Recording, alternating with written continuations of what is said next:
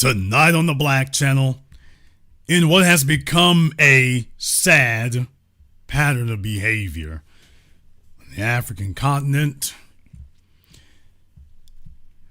got news this week that they have committed yet their latest act of betrayal, this time against the last true Pan-Africanist on their soil,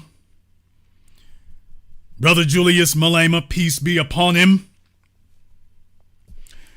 Do you understand how hard it is to be a young man in this environment? Do you know how hard it is? We're talking about this man has been doing it at least since his late 20s, at least. Do you understand how difficult that is? Do you understand how hard it is under these circumstances? I'm showing you these things on your screen here that when the president of South Africa came to see Donald Trump last year, Donald Trump was trying to stand up for the Afrikaners and the white supremacists. He's supposed to be worried about America first, and yet he makes it a point to stand up for the white supremacists on African soil. We're making a detour. And while he was doing that, as you can see from the story here, it says here that some of Trump's allies have seized on Julius Malema's far left economic freedom fighters to argue that South Africa is engaged in genocide against white farmers. A contention that seemed to baffle Malema's main political rival, Ramaphosa. During his Oval Office visit, Ramaphosa repeatedly stressed that EFF is a, quote, small minority party. And herein lies the issue and the problem. Herein lies the issue and the problem. Because it should not be. The issue and the problem is that it should not be. You have a illness and a disease going on there. You have an illness and a disease going on there. Part of the disease that they have happening is that you have been unable to sell Africans on the idea and the concept Pan-Africanism.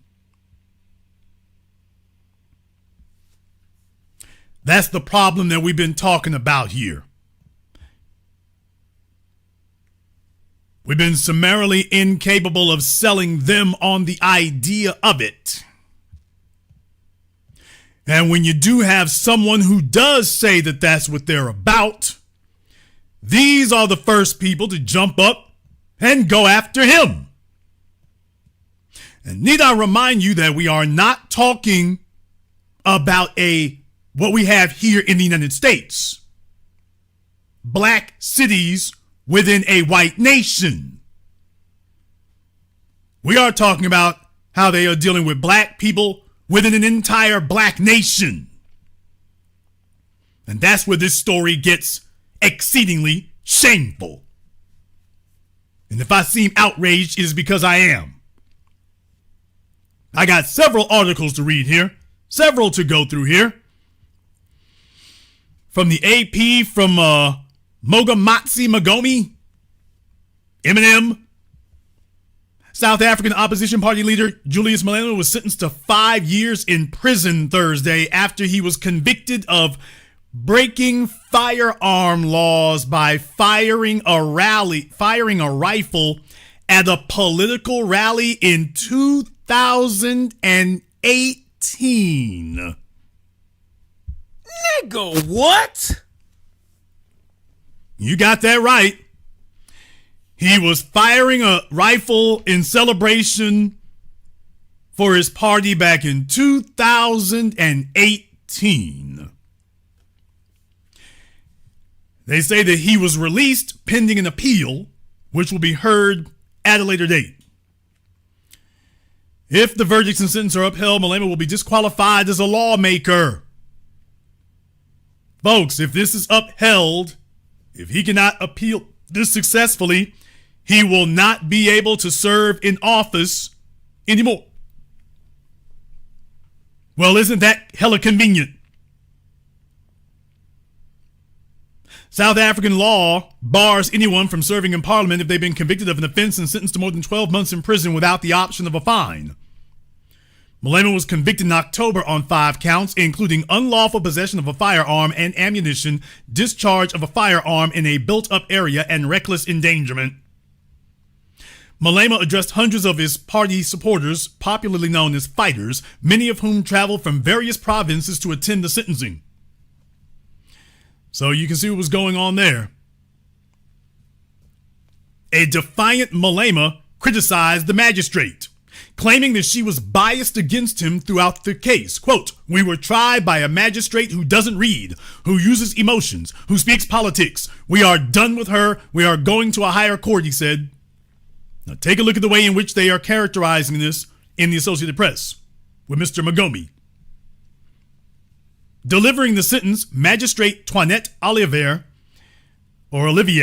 said she considered the magnitude of the offense when she determined his sentence. Quote, "We hear daily or weekly of children playing in the front yards in the street who are caught in crossfire, random shots fired, killing people. It's just the first time that we hear it's being called celebratory shots," Olivier said.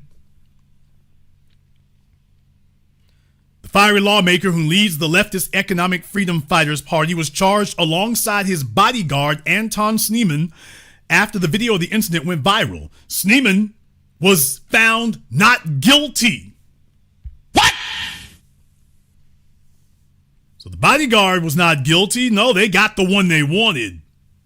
They were hoping to get both of you because that's how white supremacy operates, but they got the one they wanted. During his trial, Malema said the charges against him were politically motivated as they were brought by Afriforum, a lobby group for the white Afrikaner minority that has been at odds with Malema for years. So, folks, when Jason Black keeps calling them Afrikaners and keeps referring to Elon Musk as the Afrikaner, it's because he is. And they are to this day. So if you were operating under the mistaken notion that the Afrikaners were somehow gone or exiled or disbanded, no, it's just like the Ku Klux Klan in America. They didn't go anywhere. They're right there. They're still right there. And I did not like this article for the way in which it's written there. I wanted you all to see what it said here so far. You pretty much have seen everything you needed to from Mr. Magome of the Associated Press. Now, why don't we go ahead and check a different website here, enca.com. Malema slams magistrate as incompetent in gun case. From Kugompo City, economic freedom fighter leader Julius Malema has taken aim at Magistrate Toinette Olivier for failing to engage the heads of arguments before her. At the center of his criticism was the allegation that the magistrate who presided over his firearm discharge case appeared to have been unaware that the firearm which he used was handed back to the owner. Quote, "We are tried by a magistrate who doesn't read, who uses emotions, who speaks politics." So you just heard me quoting that from the Associated Press. In case you were wondering. So once again, this is from this week. The sharp criticism came just after Olivier handed down the sentence against Malema at East London Regional Court on Thursday. East London Regional Court in South Africa, people. Malema was sentenced to 5 years direct imprisonment in his firearm handling and discharge case. The sentence was handed down in a packed courtroom while other members of the EFF gathered outside in solidarity with Malema. Malema was convicted of 5 counts last October, including violating the Firearms Control Act after firing live rounds during his party's birthday celebrations in 2018. Malema claims that the supporters who came to the court in his support Malema rejected claims that the supporters who came to court in his support disrupted proceedings. So the judge is trying to say that his supporters were disrupting things. Quote, she kept us here for so many years and comes back and blames us for disturbing the courts. We did not come to court on our own. She invited us to the court and we responded. If you don't come to court, you get arrested. If you come to court, they say you're disturbing court. Therefore, you must go to prison. That was not law. That was racism speaking, he said. Malema further slammed the magistrate as being incompetent. Now, folks, why is it that Mr. Magome here didn't mention the part about Julius Malema pointing out racism? Because you notice I keep talking about the magistrate. I keep talking about the magistrate Olivier. By the way, if you want to know who the magistrate Olivier is in the case, this is Magistrate Toinette Olivier. By the way, if you want to know who the judge of the case is, that's her right there. And a lot of the returns that you will see for her image come up on Twitter. Afrikaner Elon Musk's white supremacist social media website.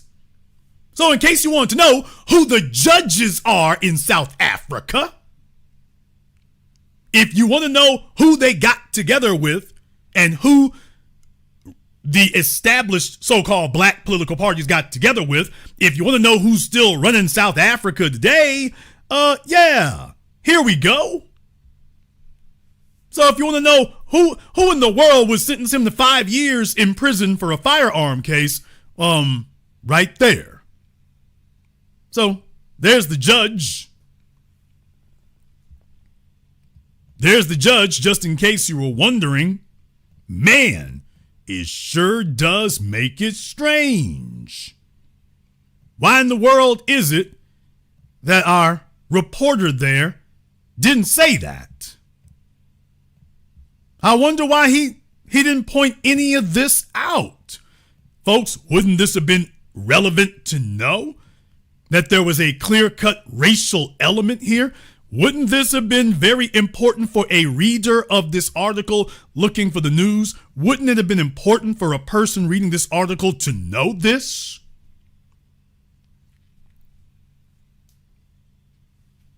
I would think that would be a pertinent detail for somebody to know under these circumstances here. I would definitely want to know that if I were them.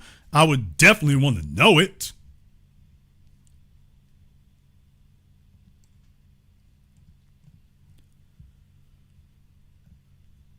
We're going to go a little bit further here, though, folks. We're going to go a little bit further.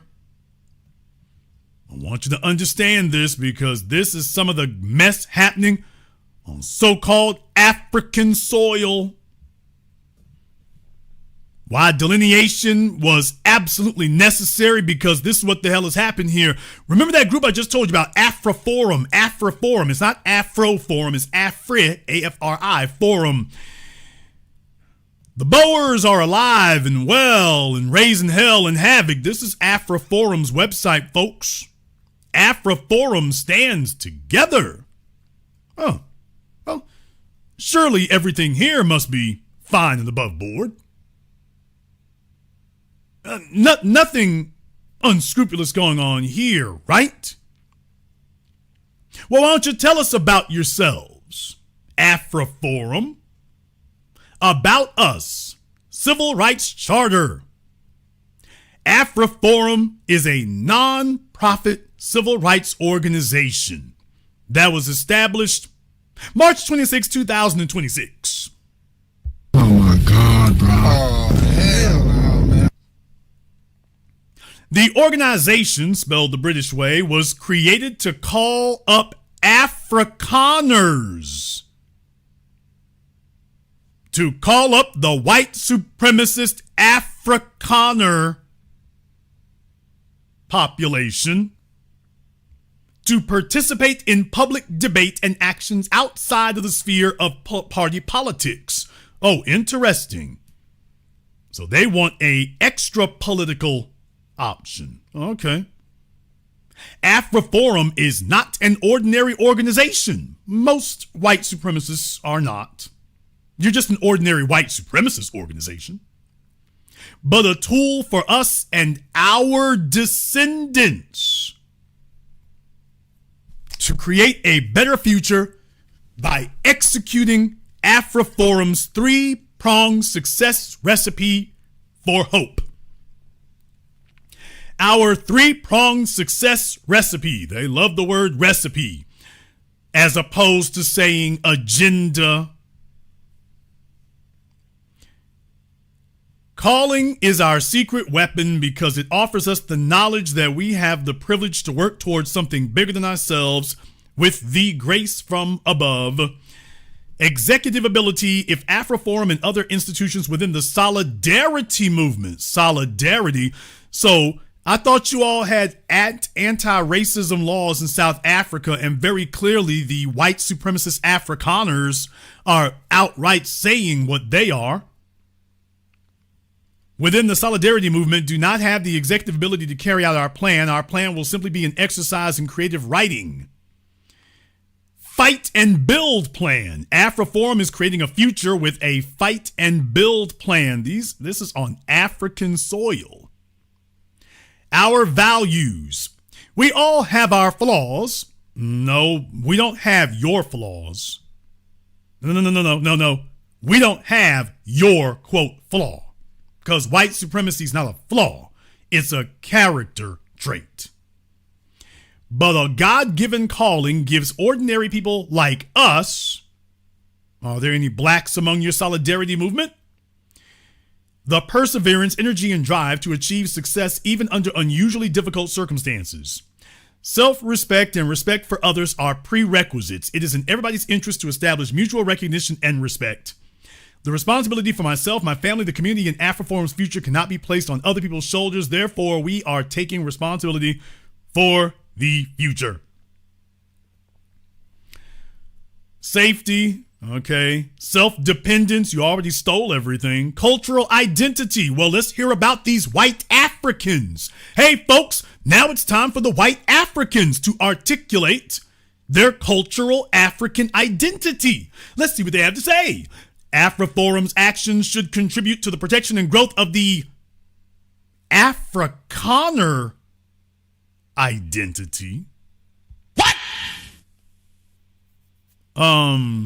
Hey, you got a couple of extra consonants on the end of African. You're spelling African wrong. Afrikaner identity? What happened to you wanting to be white Africans? You know that lie that Elon Musk goes around talking about.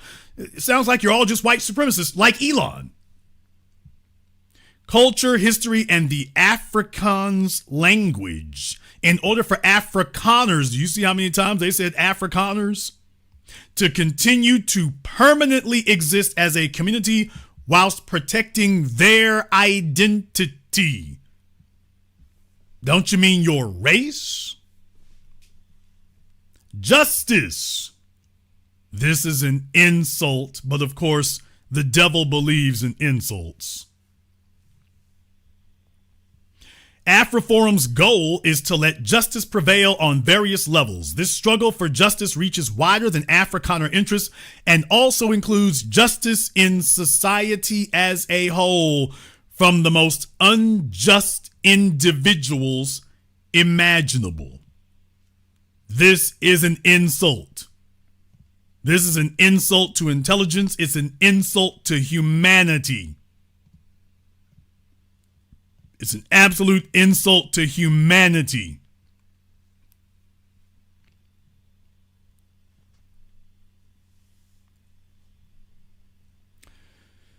Want to go over a couple of things here, because I want you to understand that these are the folks who Malema called out as pushing this, with the help, by the way, of the old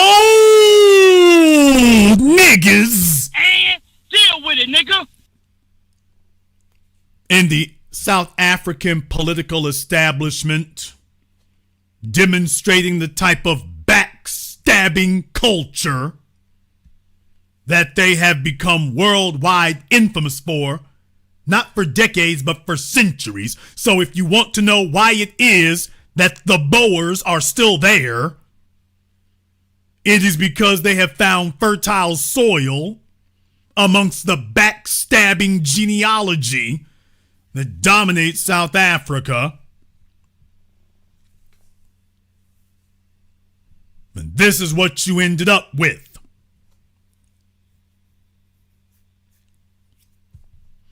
In the chat room, you are absolutely correct. If Nelson Mandela made one mistake, if he made one mistake, it was that as soon as he left out of prison and they took power, they should have immediately gone to work to gather up all of the Boers. They should have immediately gone to work to gather up all of the Boers. Right then, right there, you should not have waited. Israel did not wait around to do nothing. They got straight to it. Nelson Mandela, they should have rounded up every single Afrikaner. Every single one of them, and put them on trial for crimes against humanity. Instead, they had a Truth and Reconciliation Commission, and this was with the intention. You should have told the clerk, yep, everything's great, everything's fine. 36 months later, all right, round their asses up. Let's get them all together. Round them up. Every single one.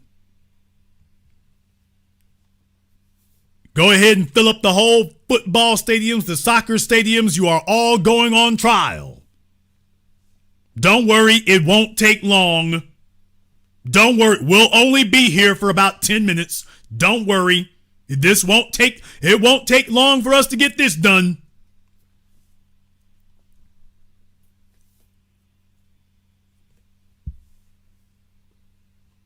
Yeah, we're going to have truth with ourselves and reconciliation among our people. You will not be required. You cannot make peace with the bestial white supremacist animal. You cannot make peace with that wild, vicious, bloodthirsty beast. You simply cannot.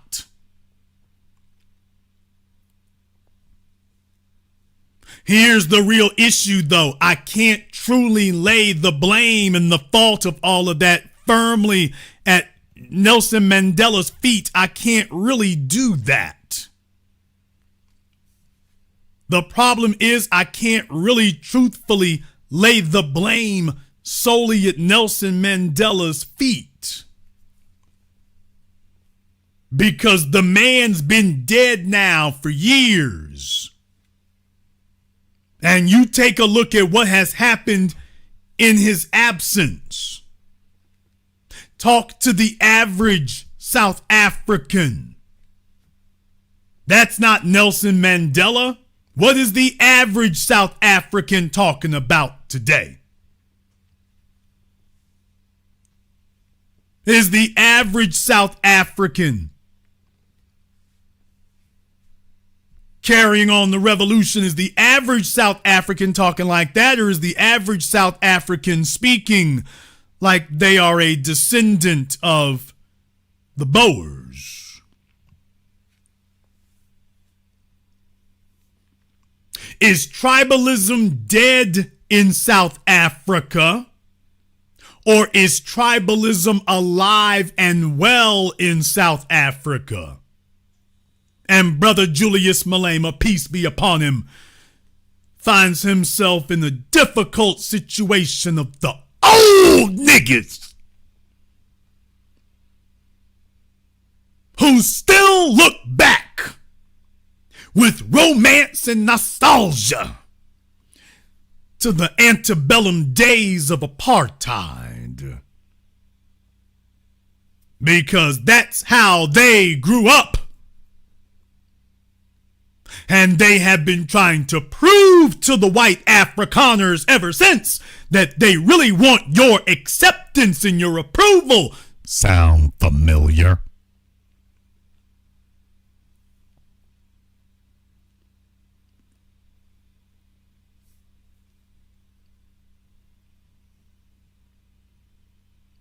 It shouldn't surprise anybody that when you take a look at the opposition to the EFF, you notice that it's a bunch of old niggas. You know, the same corrupt, fat cat tribal chieftains who have been summarily worthless now for centuries, if not millennia. You thought they changed? They are just as greedy, just as corrupt, just as dirty now as they ever were. And they join forces with the Afrikaners to target Julius Malema. Let's be very clear about that. They join forces with the Afrikaners. They have not continued the work of dispossessing and clearing out the white supremacists while they've completely stopped at that and told the Afrikaners, you just sit tight. Everything's good.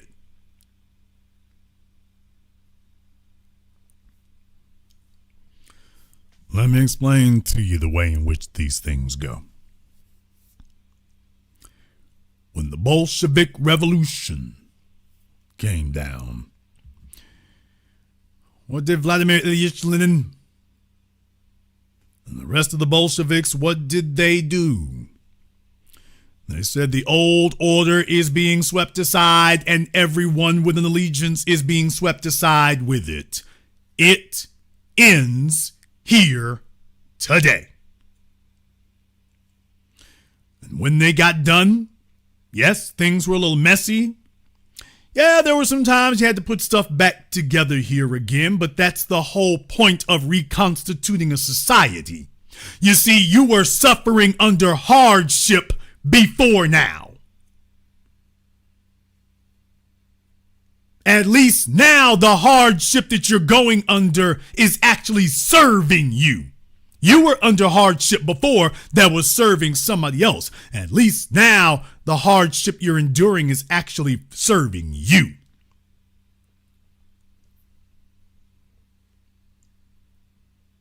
Chairman Mao, when they overthrew the dynasty and instituted communism, in a sense, in China, it was really about reconstituting the society. How many decades did it take for China to get its feet under them? From the time of the Great Leap Forward to the last 15 years, where the world has to acknowledge China as a legitimate superpower in its own right. How long did that take, people? Do you think folks were questioning it? Of course they were. Do you think folks were doubting it? Of course they were. The whole damn time. We need to be back under the emperor. This here ain't working. You fellas don't know what you're doing. Anybody who talked like that, they rounded their ass up. And before it was done, no one is questioning the efficacy and the success of the plan now. It took time. There was hardship before, which is why the communists rose to power. There was hardship after they took over. There were deaths in the millions. Mistakes were made. But there is no one who questions if China's current political establishment serves the Chinese. You all know that in Chinese movies, Western films have to be approved by the Film Commission in China. One of the rules that they have in China is that you cannot have films that make the Chinese look bad. So this is why when you see movies like with Donnie Yen and whatnot, like the one where he was fighting Mike Tyson, the fight just basically ends in a draw. It makes for horrific storytelling. Let's make no mistake about that. The storytelling is awful. It's not bad, it is horrendous. But they are more concerned about the imagery that their people will see. So they want to make sure, but we don't know whether this is going to make for good art, but it will make for good sociology. No film will be approved to play on Chinese soil that makes a Chinese person look bad. Therefore, the women will not be whores. The women will not be chasing white men. And if there is a fight, the Chinese person will not lose. You can show him winning, but you cannot show him losing. It can be a draw, it can be a tie, it can be a standstill, but you will not depict him as losing. So if you all want to know why it is the Chinese movies seem to be a little bit odd, lots of action, but when there are non-Chinese involved, it's very, very indeterminate. It's kind of weird. One of the Transformers movies, Age of Extinction, part of it was filmed in China, and stuff was real weird. Just random Chinese people doing kung fu and whatnot. It's like, who the hell are you? You're not even in the cast list. But that was the whole point about it. You can make your movie here, but these are the rules under which you will operate. ByteDance created TikTok. As you all know, what the algorithm shows Chinese people on what is TikTok in China is radically different from what the Chinese show in America. Ain't a bunch of chicks on Chinese TikTok swinging their booty meat and showing their areolas and talking about getting flued out to the UAE. That's not on Chinese TikTok. Oh, that's all stopped over there. Chinese TikTok looks like damn me Sesame Street.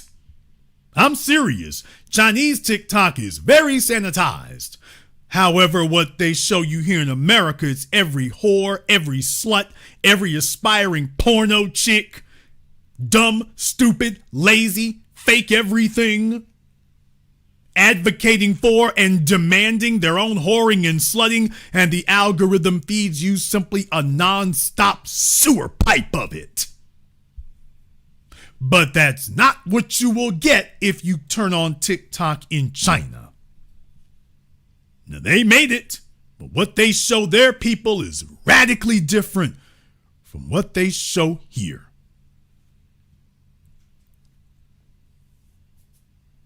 There are lessons to be learned. So you see, I give room to these things because I know that there are outside powers working to undermine them on African soil. But the problem is they got a bunch of inside traders working to undermine them on African soil. And that's the next thing. When Nelson Mandela went to work, the first order of business before you grab them Afrikaners, you got to clear out all the inside traders sitting right next to you. Anyone and everyone who talks about the truth and reconciliation and all that garbage you all just liberated yourselves from, everybody's sitting on this side of the fence. You need to go round all of them up first. Tell the Afrikaners, I'll be right with you. And just hang tight, just sit still. I'll be right back for you. I got to go get some of these house niggas over here that y'all built up after all this time. We got to get some of them. We gonna round them up first. And after we done with them, then we coming to pay you a visit. So first we got to clean out the trash over here.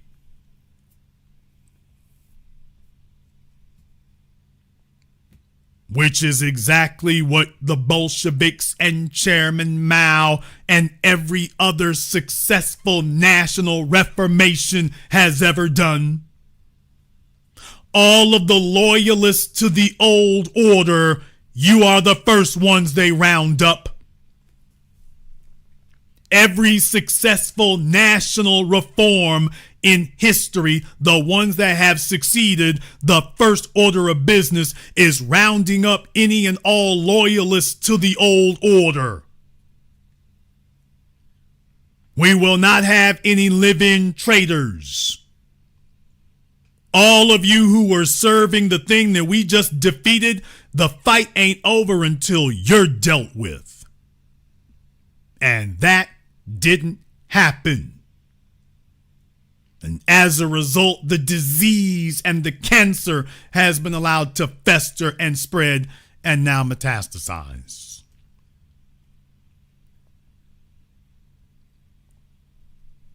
This is where they're at now. It didn't happen. It should have happened. And as you can see, they are hard at work to destabilize the young so that the old fat cats who've made good over the last 3 decades, the old corrupt fat cats are sitting there making their under-the-table deals with the Afrikaners and selling out the people at large.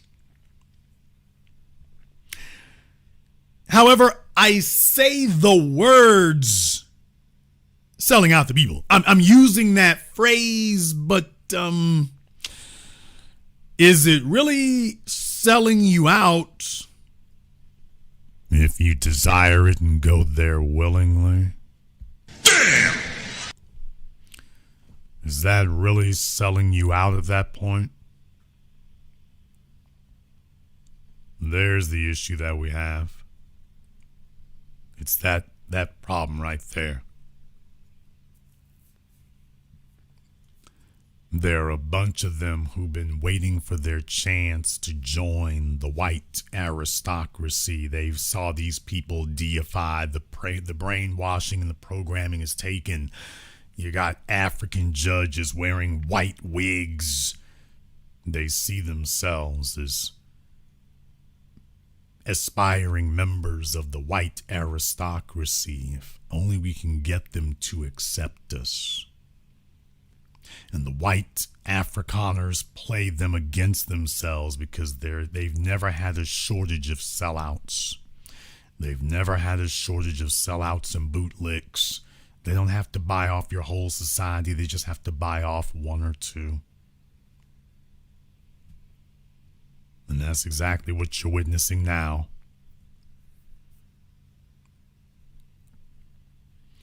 Covered this before, how there were black female judges there demanding that Julius Malema not upset the Afrikaners. Please remember the folks who have joined hands with the white supremacists. Remember the ones who joined hands with them. So you see, that is the real fate. Why have we done things the way that we have? Because this is the current state of South Africa and Africa in general. They do not have daily conversations about this. There should be 1 million Julius Malemas. There shouldn't be just one. There should be 1 million Julius Malemas in that country. But there's not. You take a look at them and they have all gone through similar experiences. They have all lived this under the boot of apartheid within their lifetimes. All of them lived under it, and yet there are those who still long for life. Back on the plantations, back under the boot. Don't you know what a poisonous environment that is? Do you understand how poisonous an environment that is? What that means is that you have a white supremacist in literally every room. You have the white supremacists who are the Afrikaners, and then you have the black bootlicks who identify with the white supremacists, so they are white supremacist agents sitting right next to you.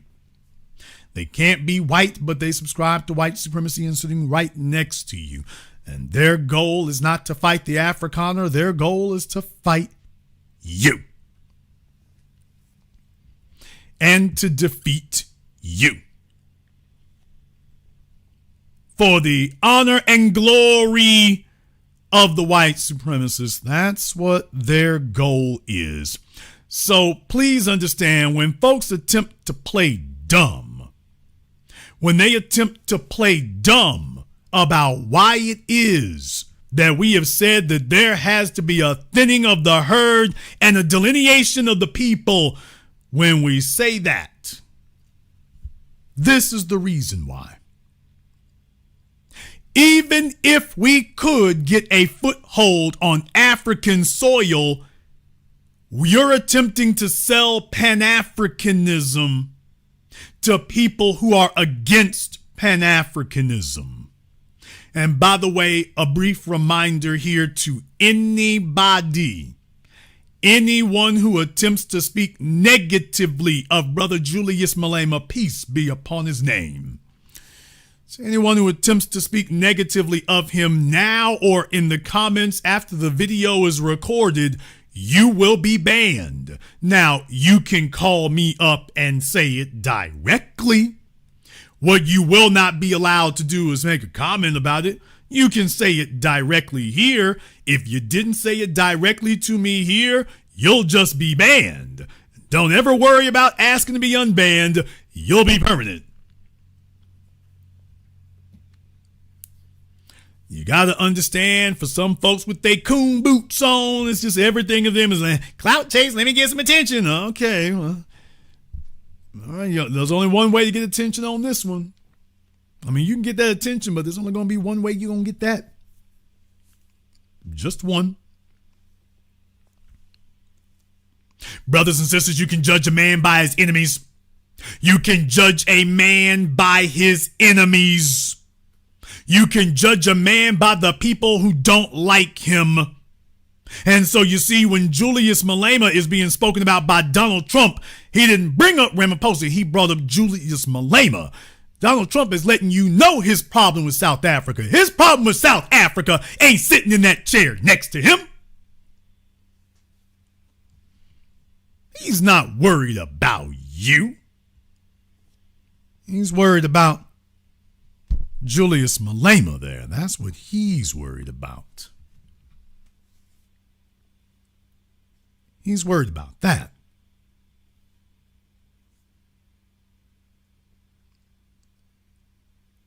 He's worried about that. So you can judge a man by his enemies, and Donald Trump says Julius Malema is the enemy. So don't believe me. Who are the people who don't like him?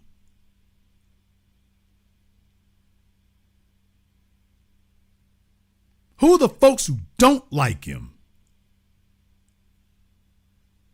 You can't fake your way through every damn thing. Elon Musk does not like Julius Malema. Well, so far as I can tell, Julius has all the right enemies. How is it that Julius Malema is an adversary of every single despicable, scum-sucking white supremacist on American soil? And something wrong with him. So far as I can tell, he's disliked by all the right people.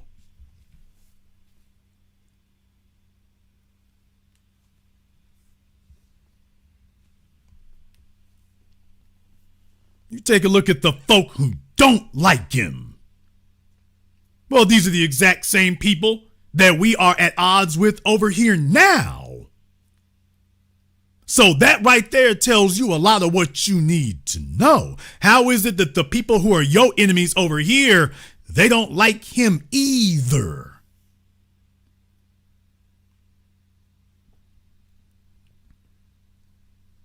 Now, how in the world does that happen?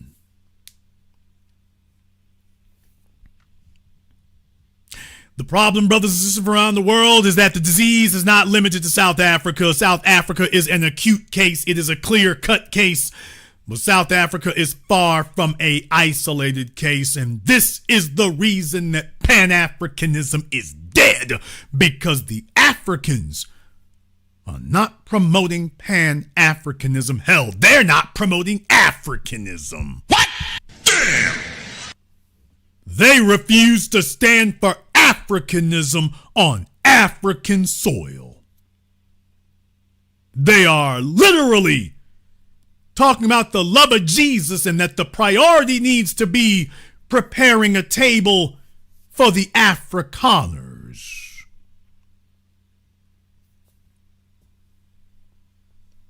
That's what they're doing now. In South Africa, they're talking about the love of Jesus and the necessity of reconciling with the Afrikaners and telling black folk in South Africa, you don't need to be racist. Don't be racist against them. While the Afrikaners, as I just showed you all, are on African soil practicing unadulterated, undiluted white supremacy. But they're telling the black folk, y'all need, we don't need no racism here and there. Don't be doing that.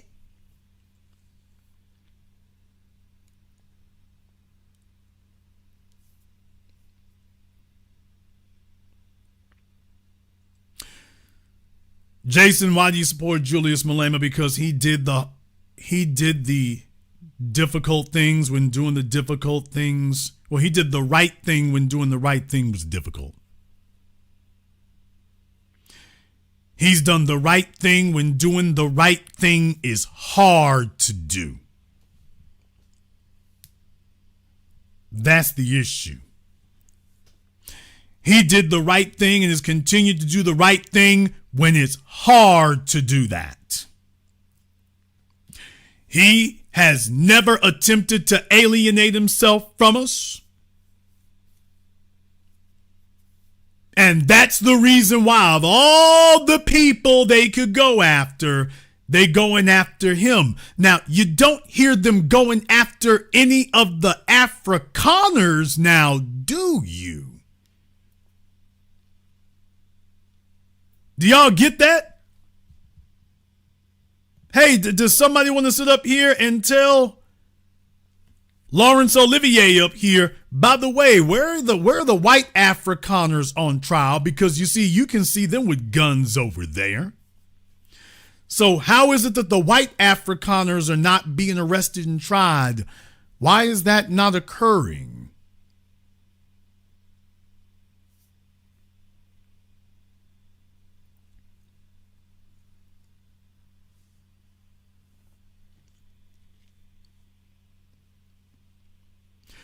Throughout history, it becomes necessary for a people to purge themselves of a certain unrecalcitrant element amongst their people.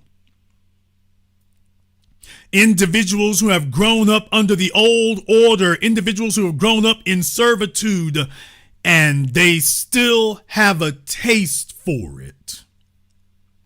And it becomes necessary to deal with that specifically, because you have individuals who grew up under the old system, but they still have a taste for it. Why, they have some fond memories from their time back in those days. They look back at it with nostalgia. They have no desire to be empowered. Why, they just want to hear about how they gonna get by.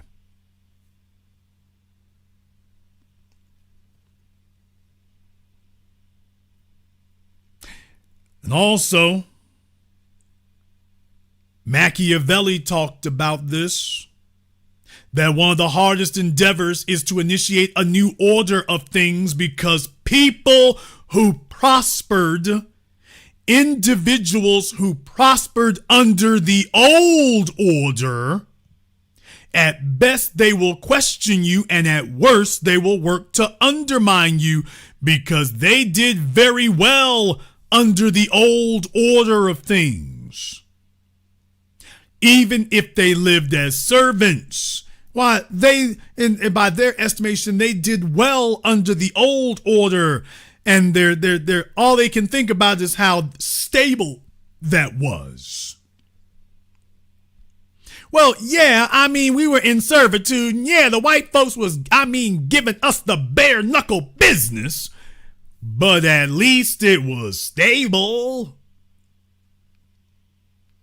So they would prefer to have stable servitude and oppression as opposed to uncertain freedom and self-determination. And that is why, from the Bolsheviks to Chairman Mao to all the others, the first order of business was getting rid of that contingent, the individuals who desired to backslide into exactly the servitude and oppression we just fought to leave. They desired to go back. The Christian Bible talks about this in the story of Moses. They got away from Egypt, and what happened right after that? They had some tough times. So let me get this straight. When you were in Egypt and you were being whipped and beaten and starved, you were crying out to the God of Abraham, to save you. So you were in so much torment, you were screaming out for salvation. And just as soon as you got away from Egypt, because you told yourself nothing could be worse than being here, and as soon as you had to go to a new place, you started talking about, oh, it ain't as nice here as it was in Egypt. That was nice? You had individuals murmuring about how great things were back in Egypt, how much better it was back there. You mean the place where you were being beaten and hanged and raped and starved? That was better.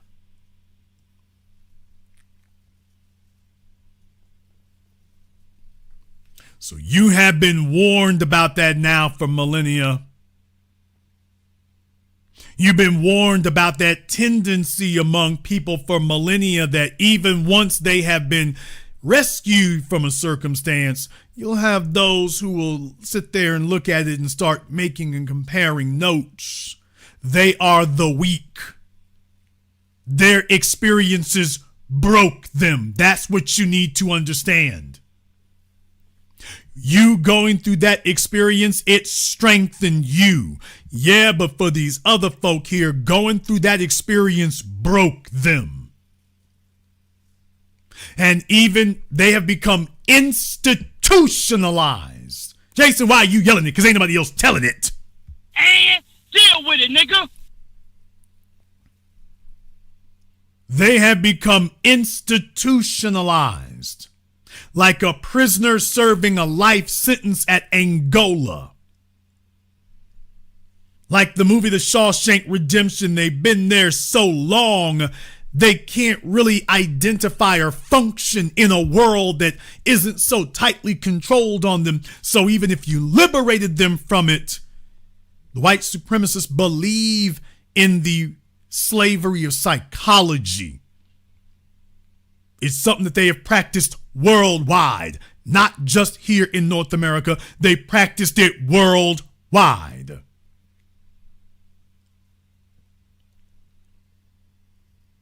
So anywhere and everywhere they go, they program the people like a prison. You figure you have to treat people well to get them to stand still.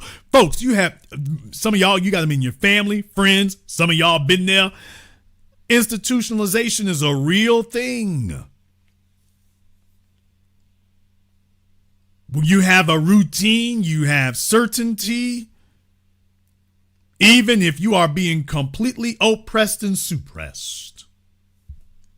And so you see, the prisoners who still have a free mind are standing next to inmates.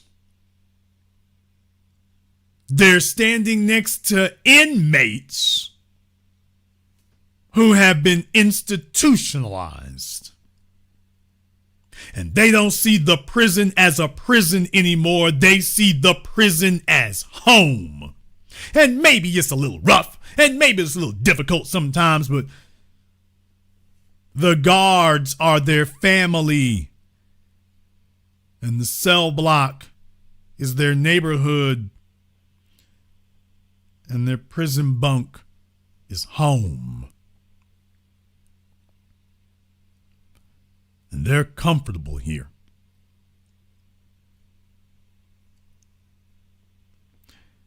They're comfortable here.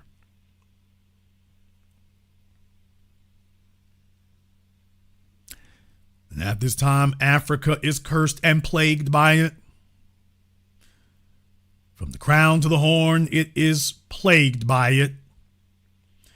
Anywhere and everywhere you go, that is exactly what you run into time and time again. You see the same pattern repeating itself.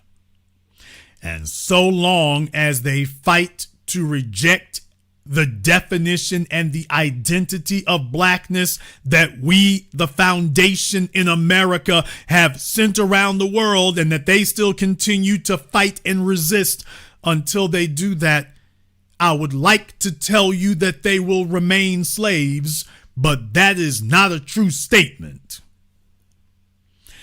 That is not actually a true statement. It's not true. The goal of the Afrikaner and the white supremacist is not a subjugated black minority. The goal of the white supremacist and the Afrikaner is the extermination of the black population. Their goal is not your subjugation. Their goal is your extermination. I would like to tell you that they are alone, but that is simply put not a true statement, not a true statement at all. And this has been what has plagued them, so I am sad to see these events unfold here. I'm sad to see this because this is a shame and a humiliation for them to have this be the case. This is a shame and a humiliation. They should not be allowing this kind of thing to occur, but there it is. There it is.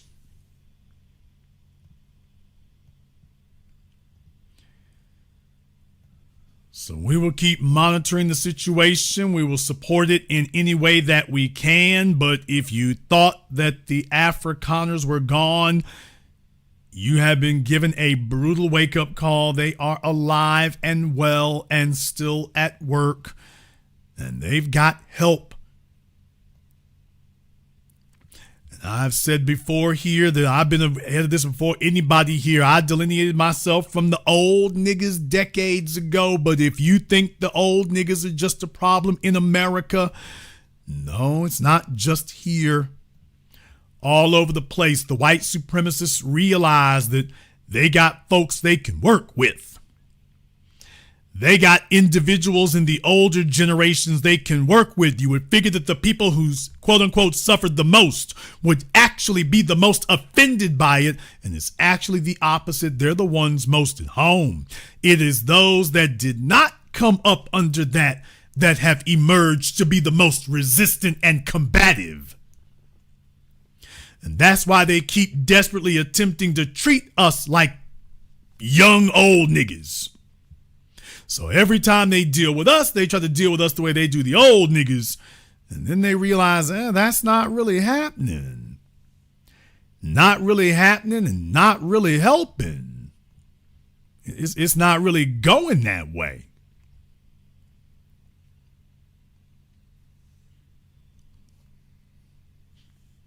But that hasn't stopped them from desiring it. It hasn't stopped them from desiring it. It hasn't stopped them from wanting it. It hasn't stopped them from pursuing it. This is what it is. This is what it is. And they haven't let it go.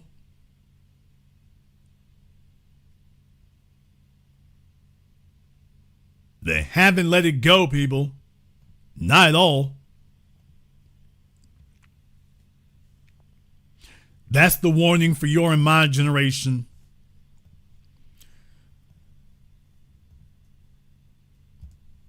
Pan-Africanism is dead.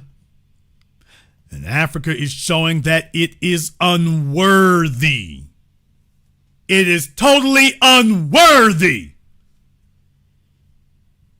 of individuals like Julius Malema.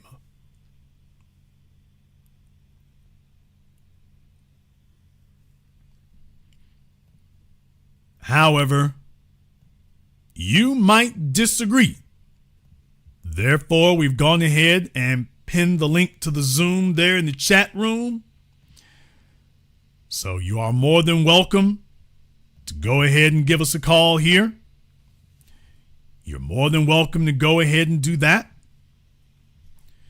In the meantime, I want to thank everyone, and I do mean everybody, for contributing to tonight's program on PayPal, Super Chat, Venmo. Shout out to Nancy King.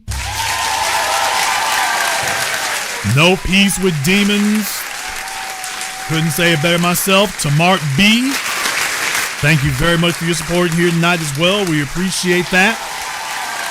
To Wesley, Najee, James, and everyone else here, thank you very much for your support here as well.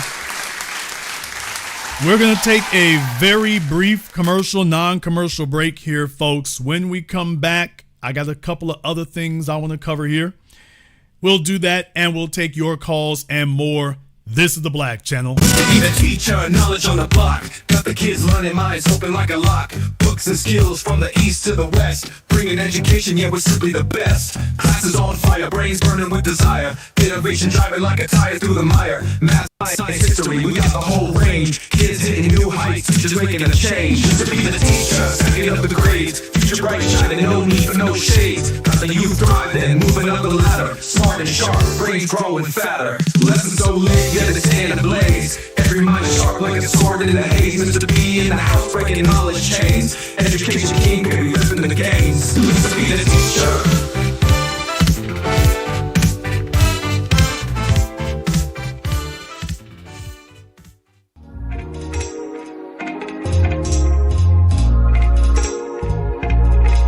Order yours today to experience all the benefits of Ash Kickin' Body Butter. With skin so smooth and soft, you'll thank us for it. Shop Ash Kickin' online. That's ASHKICKIN.com.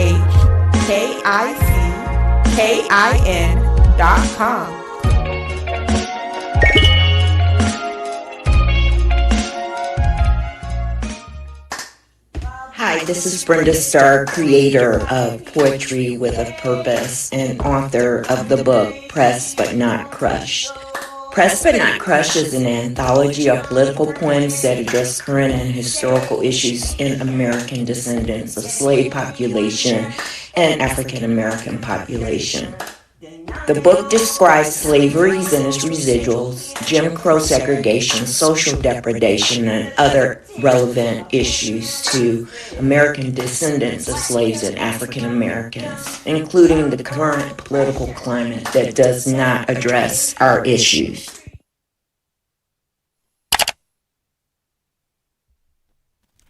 This is the Black Channel. I am your host, your brother, your humble servant, the Black Authority. Very glad to be with you all here this evening. All right, here, folks. In addition to that, there was something else I wanted to go into here because it has been a bit of a topic of discussion more recently, and I wanted to go ahead and deal with that as well because certain things get left unstated or unsaid, and it's important for us to cover that also. Now, there's one of these YouTube channels that's done by that fella Simon, the British fella. They got, I don't know how many YouTube channels they got. Boy, it must be at least a dozen or so now. Must be at least a dozen or so now, or at least that's the idea here. That's the idea here. And the reason why I want to go into this is because I want to, make it clear to folks here, this is the kind of thing that we're dealing with, man. This is the kind of thing that we're having to deal with here. When you want us to work with folks and whatnot, and I'm like, okay, they don't even have a white supremacist government to deal with. That's the kind of thing I want you to see. So I want you to take a look at this real quick because there's one key part in particular here. By the way, fair use. Fair use. I want to go ahead and show that to you all here real quick, and I want you to see what we're talking about. Because there's one part in particular I want you to watch and see, and don't worry, when it gets there, you'll recognize it. 2024. Hundreds of protesters are filing through the streets of Ghana's capital, Accra. They're not just holding placards. Some are carrying plastic bottles filled with murky water, the kind you wouldn't dare to drink. As the crowd marches, the police descend on them, arresting dozens. At first glance, you'd assume they were protesting against the government, but that wasn't the case. In fact, these protesters were demanding something basic, something obvious even. They were asking the government to save Ghana's rivers and forests from being destroyed. Over the past decade or so, Ghana has seen a surge in illegal gold mining, known locally as galamsey. This mad gold rush is slowly poisoning the country and threatening its very existence. About 60% of Ghana's freshwater sources have been contaminated with toxic chemicals like mercury, arsenic, and lead, which can stay in the environment for hundreds of years and accumulate in plants, fish, and other animals. Researchers say if nothing changes, Ghana may have to start importing clean water by 2030. It gets worse because the country has lost more than 100,000 acres of farmland and forests the size of cities like Berlin and Lagos to illegal gold mining. To put it simply, galamsey has become an existential threat to Ghana. But how did things get so bloody bad?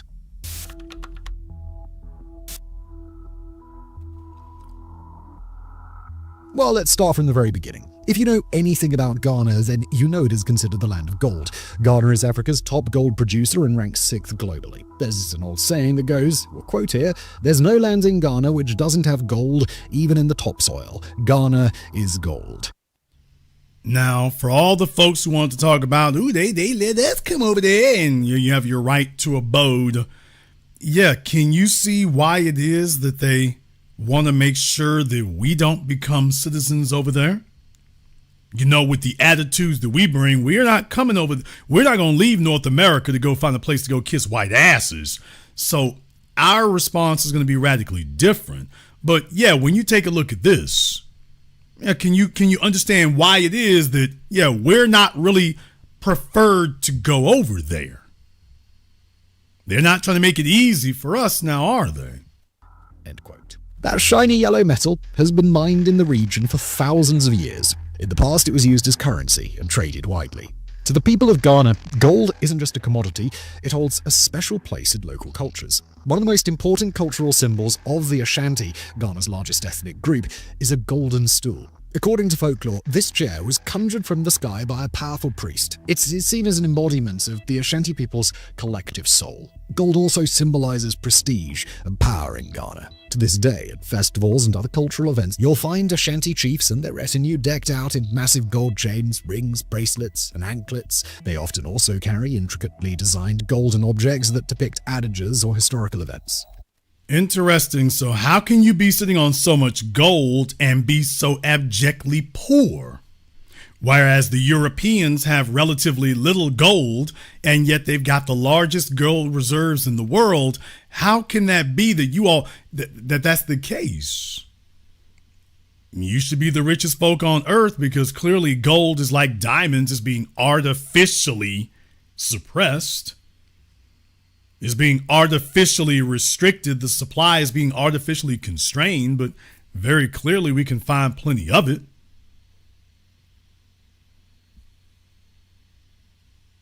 Wonder why that is. The practice of Ghanaian chiefs wearing gold isn't new.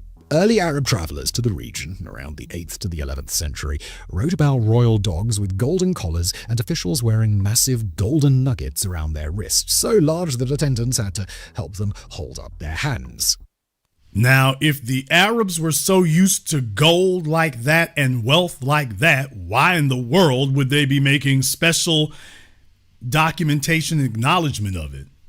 So even by their standards, hey, these dudes is doing the most, man. They got a gold game that folk can't really touch. And it's not new. I mean, we're talking about thousands of years. So what the hell happened? Gold helped the Ashanti Kingdom to build powerful armies, and it became one of the most dominant powers in the region in the pre-colonial era. When Europeans first arrived in Ghana in the 15th century, they were amazed by the abundance of gold in the area. This inspired the British to name the country the Gold Coast. and that name persisted until the 19th century when Ghana gained political independence. Martin Ayisi, the head of Ghana's Minerals Commission, described the value of gold in Ghanaian culture in an interview with CNN in 2024, saying, and we'll quote him here, "Gold is everything to us. It's part of our DNA. Our whole life is tied to gold." End quote. By now you get the picture. Ghana is rich in gold. The country's relationship with this precious metal stretches way back in time, and it is baked into local culture. Traditionally, the people of Ghana used mining techniques like panning. They even tunneled into rocks to find the gold. Despite mining for generations, they didn't pollute rivers or destroy whole forests. But times have changed, and so has the way people search for gold. The British were the first to launch large-scale gold mining operations in Ghana and industrialize the sector, but most of the profits made at the time were siphoned out of the country. When Ghana gained independence in 1957, the government was hoping to use the proceeds from its gold mining operations to benefit the young nation. However, things didn't pan out as they had hoped. By 1983, Ghana's gold production had dropped to just 6.8 tons. For context, about 20 years earlier, in 1964, Ghana produced 28.5 tons of gold, and just last year, in 2025, the country produced a record 187.5 tons. Faced with this steep drop in production, Ghana's leaders concluded that the best course of action was to liberalize the gold mining sector. And one way they did this was by introducing the Small-Scale Gold Mining Act of 1989, which basically allowed artisanal miners to obtain licenses and dig. For years, most of Ghana's gold has been mined by large companies like Goldfields, Newmont, and Anglo Gold Ashanti. However, artisanal miners, both Okay, I wonder how many of those are black companies there, by the way. So, yeah. licensed and unlicensed, have always existed, operating mostly in the background. That's no longer the case today. Unfortunately, illegal small-scale gold mining, or galamsey, has exploded in recent years and has become the center of public discussion in Ghana for all the wrong reasons. While the exact number of galamsey sites in the country is highly debated, they are thought to number in the thousands and employ more than 1 million people. For context, in 2020, licensed small-scale mining operations were responsible for up to 35% of Ghana's gold output and supported over 10% of its population. Yet, the size of licensed small-scale mining operations in the country is thought to be significantly smaller than that of galamsey. This should give you a hint about the sheer magnitude of this problem. If you were to take a road trip from Ghana's capital, Accra, to its second-largest city, Kumasi, you'd drive past dozens of shops for gold vendors in the little towns that dot the highway. And just on the outskirts of some of these towns, you'll find water bodies visibly polluted by illegal mining. Some rivers have become muddy brown. Sometimes you'll even find abandoned gold mining machinery sitting right in the middle of the water. But that's just a part of the problem. Forests and farms are being sliced apart by galamsey operators. In some communities, miners are digging just a few feet away from the walls of people's homes. The destruction of the environment is so severe here that international NGO WaterAid has described it as an ecocide. According to some estimates, Ghana loses over $2.3 billion every year to galamsey, a significant amount however you cut it. Galamsey is bad news for Ghana, so it begs the question, why can't they just stop the practice? So, the gold digging is actually costing them money.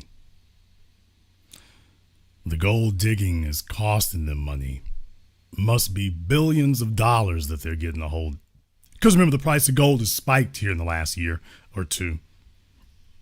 So they're sitting on tons of wealth here, and yet you're losing money? Okay. Well, that's where things start to get a little bit tricky.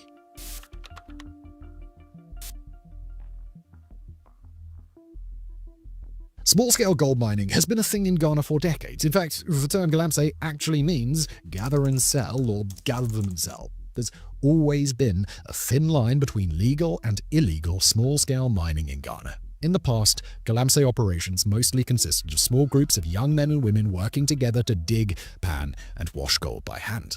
However, things started to shift about 2 decades ago when Chinese prospectors took an interest in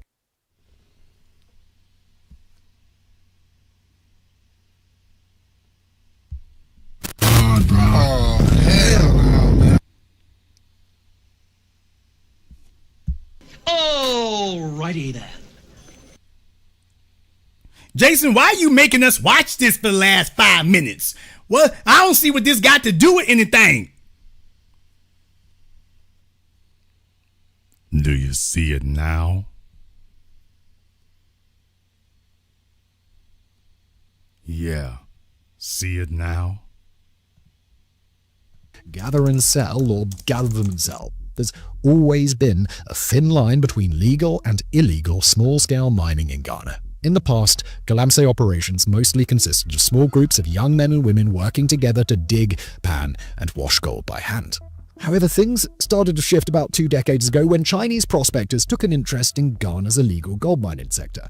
Working with local collaborators, they expanded gold mining sites and introduced earth-moving machinery and other sophisticated dig, pan, and decades ago when gold mining sites and introduced earth-moving machinery in Ghana's illegal gold mining sector. Working with local collaborators, they in Ghana's illegal gold mining sector. Working with local collaborators, they in Ghana's illegal gold mining sector. Working with local collaborators. Now, Jason just making that up. Jason is just exaggerating. It ain't like that, Jason. You think everybody a traitor. It ain't that severe, Jason. They got to, they is oppressed. It's hard. They ain't choosing that. It's not systemic, Jason. This is not historical. You just be making things up to make it sound more extreme so y'all can sell that old black radicalism, old black militant stuff. Okay. All right. I'm just exaggerating it. Decades ago when Chinese prospectors took an interest in Ghana's illegal gold mining sector. Working with local collaborators, they expanded gold mining sites and introduced earth-moving machinery and other sophisticated equipment for detecting gold. Since then, Ghana's illegal gold mining sector has taken off, spurred by Chinese investment. A 2017 report by the Global Initiative, a Swiss-based organization that tracks organized crime, said there were Chinese mining communities in Ghana with signs and adverts in Mandarin. Many locals were reportedly even fluent in the language. In 2025, a Time magazine report estimated that there were 50,000 Chinese gold miners operating in Ghana. Other foreign nationals are also involved, including those from neighboring countries like Burkina Faso and Côte d'Ivoire.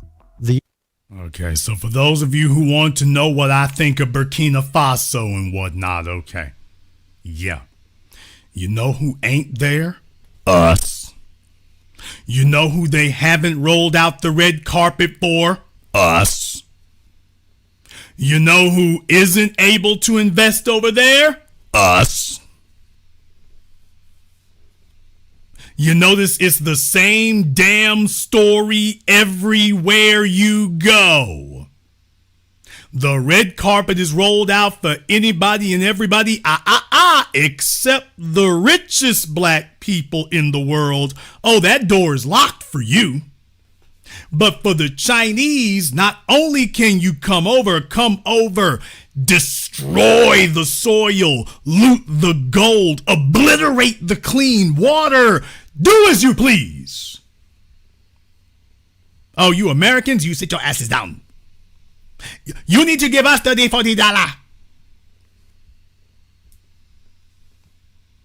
But you rolled out the red carpet for these Chinese who are destroying everything. You shut up, be quiet. Give me my $40.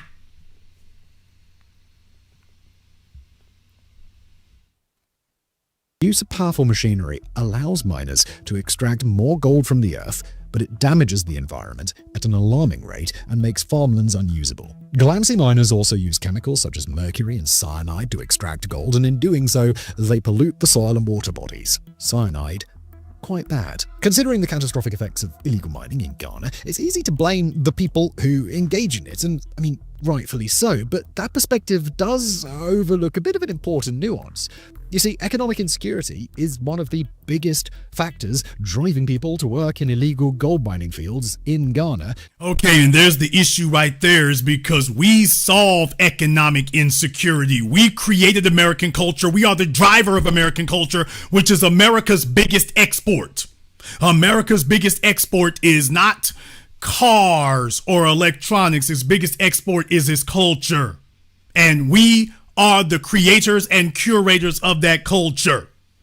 And over there, they're just cheap, pathetic knockoffs that can't even do the damn thing right. We will show y'all how to get this place hot. We will show y'all how to make it pop. People want to go to the United Arab Emirates because we made a new place pop. They want to go to Miami because we made a new place hot. We were done with New York. We were done with LA. Okay, Miami, UAE, we latched onto it because we were actively looking for a new place there. Atlanta became hot because we said so. Hartsfield Jackson, the busiest airport on the planet, is the one that we chose. Not New York, not LA, the one we chose. Because we turned Atlanta from a sleepy southern city into the place to be. People, Atlanta is not beachfront property. So you can't use the United Arab Emirates Miami thing. Atlanta isn't beachfront property. It's got muggy weather. It's a southern state. It's subject to all those problems, and yet it's the place to be. No beachfront required. No mountains required. None of the usual natural artifacts and natural formations that you usually have to quote unquote create an attraction. We made it an attraction simply because we're there. And we could have exported that type of black excellence to Ghana and all parts in between. But you see, first we would have to sell them on the idea.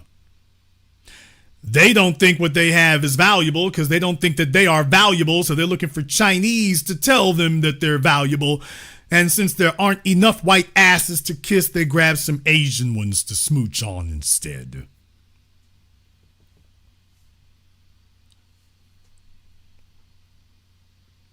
In the chat room, sir, if you don't be quiet, Hawk talking about what your imaginary brother done been. Always somebody making up lies about how welcome they are. You know what you don't see? You do not see a program like Israel. Nobody, as I said, nobody's rolling out the red carpet. This is not about your brother being a passport, bro. It's going on sex tourism. This is about getting over there, and are they enabling you to do business the way the Chinese are over there doing business? And nobody's putting handcuffs on the Chinese. Nobody's putting brakes on them. They're saying you can sit up here and destroy this damn place. So let me know if when your make-believe brother got that connection, and you will be required to show phone numbers and sources. Don't worry, that'll shut him up now.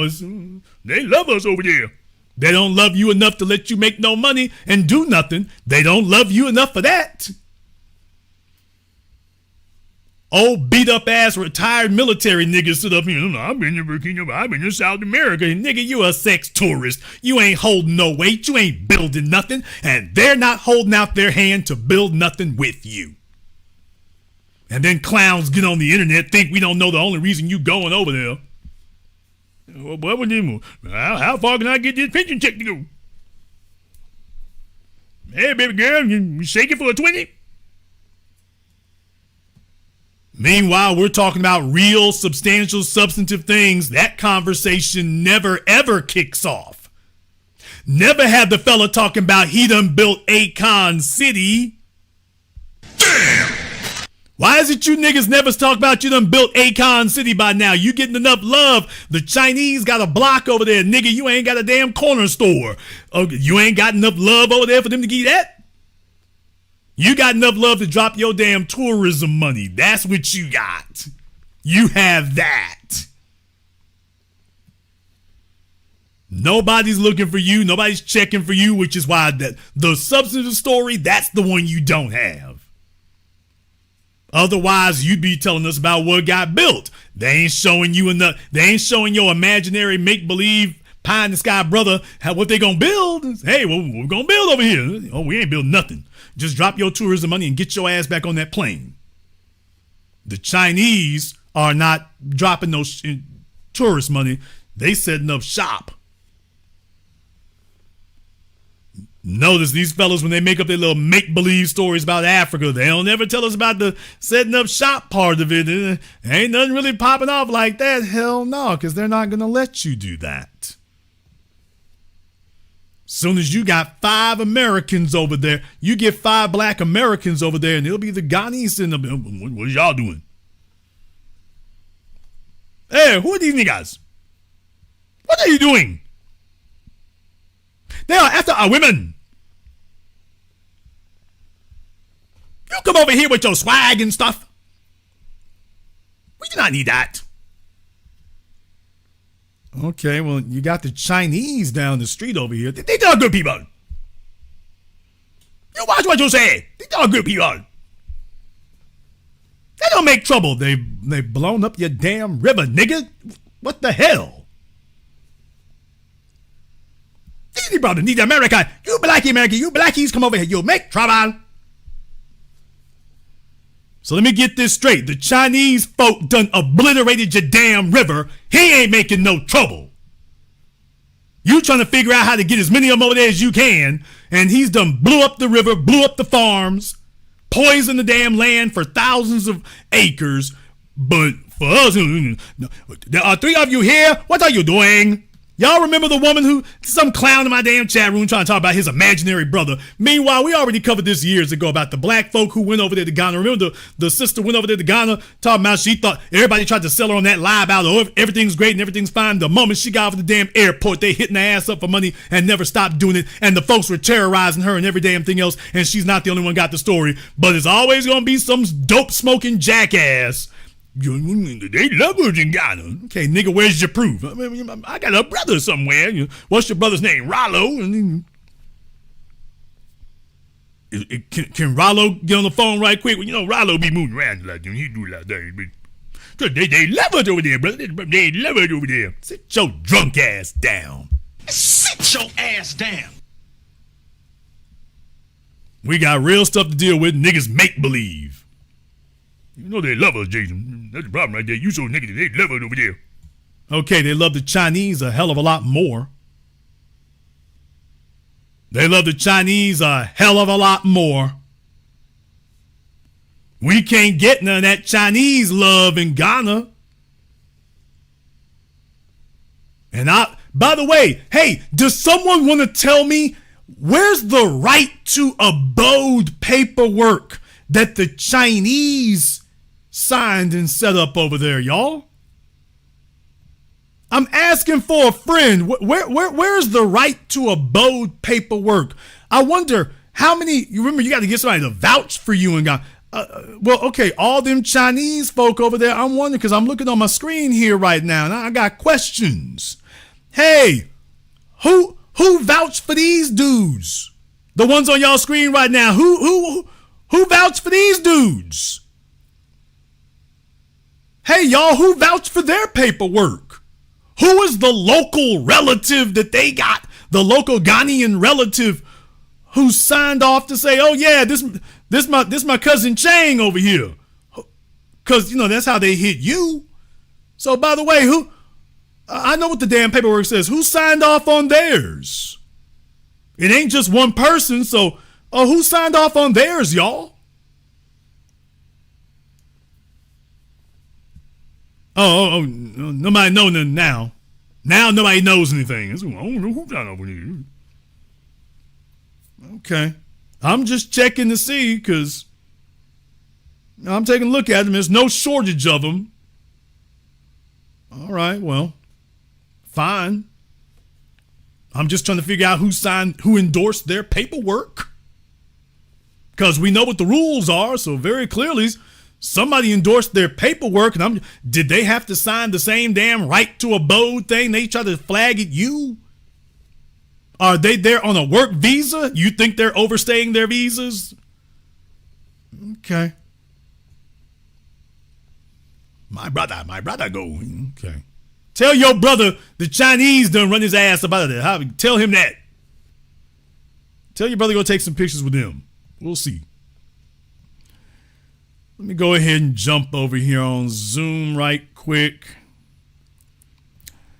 Let me go ahead and jump over here on Zoom right quick. Let me see. Where am I at here? Okay, we got Shakir up here on Zoom. What's on your mind, Shakir? Good evening, Jason. Isn't a basic tenet of human nature, the more I can do for you, the more I can get you to do for me?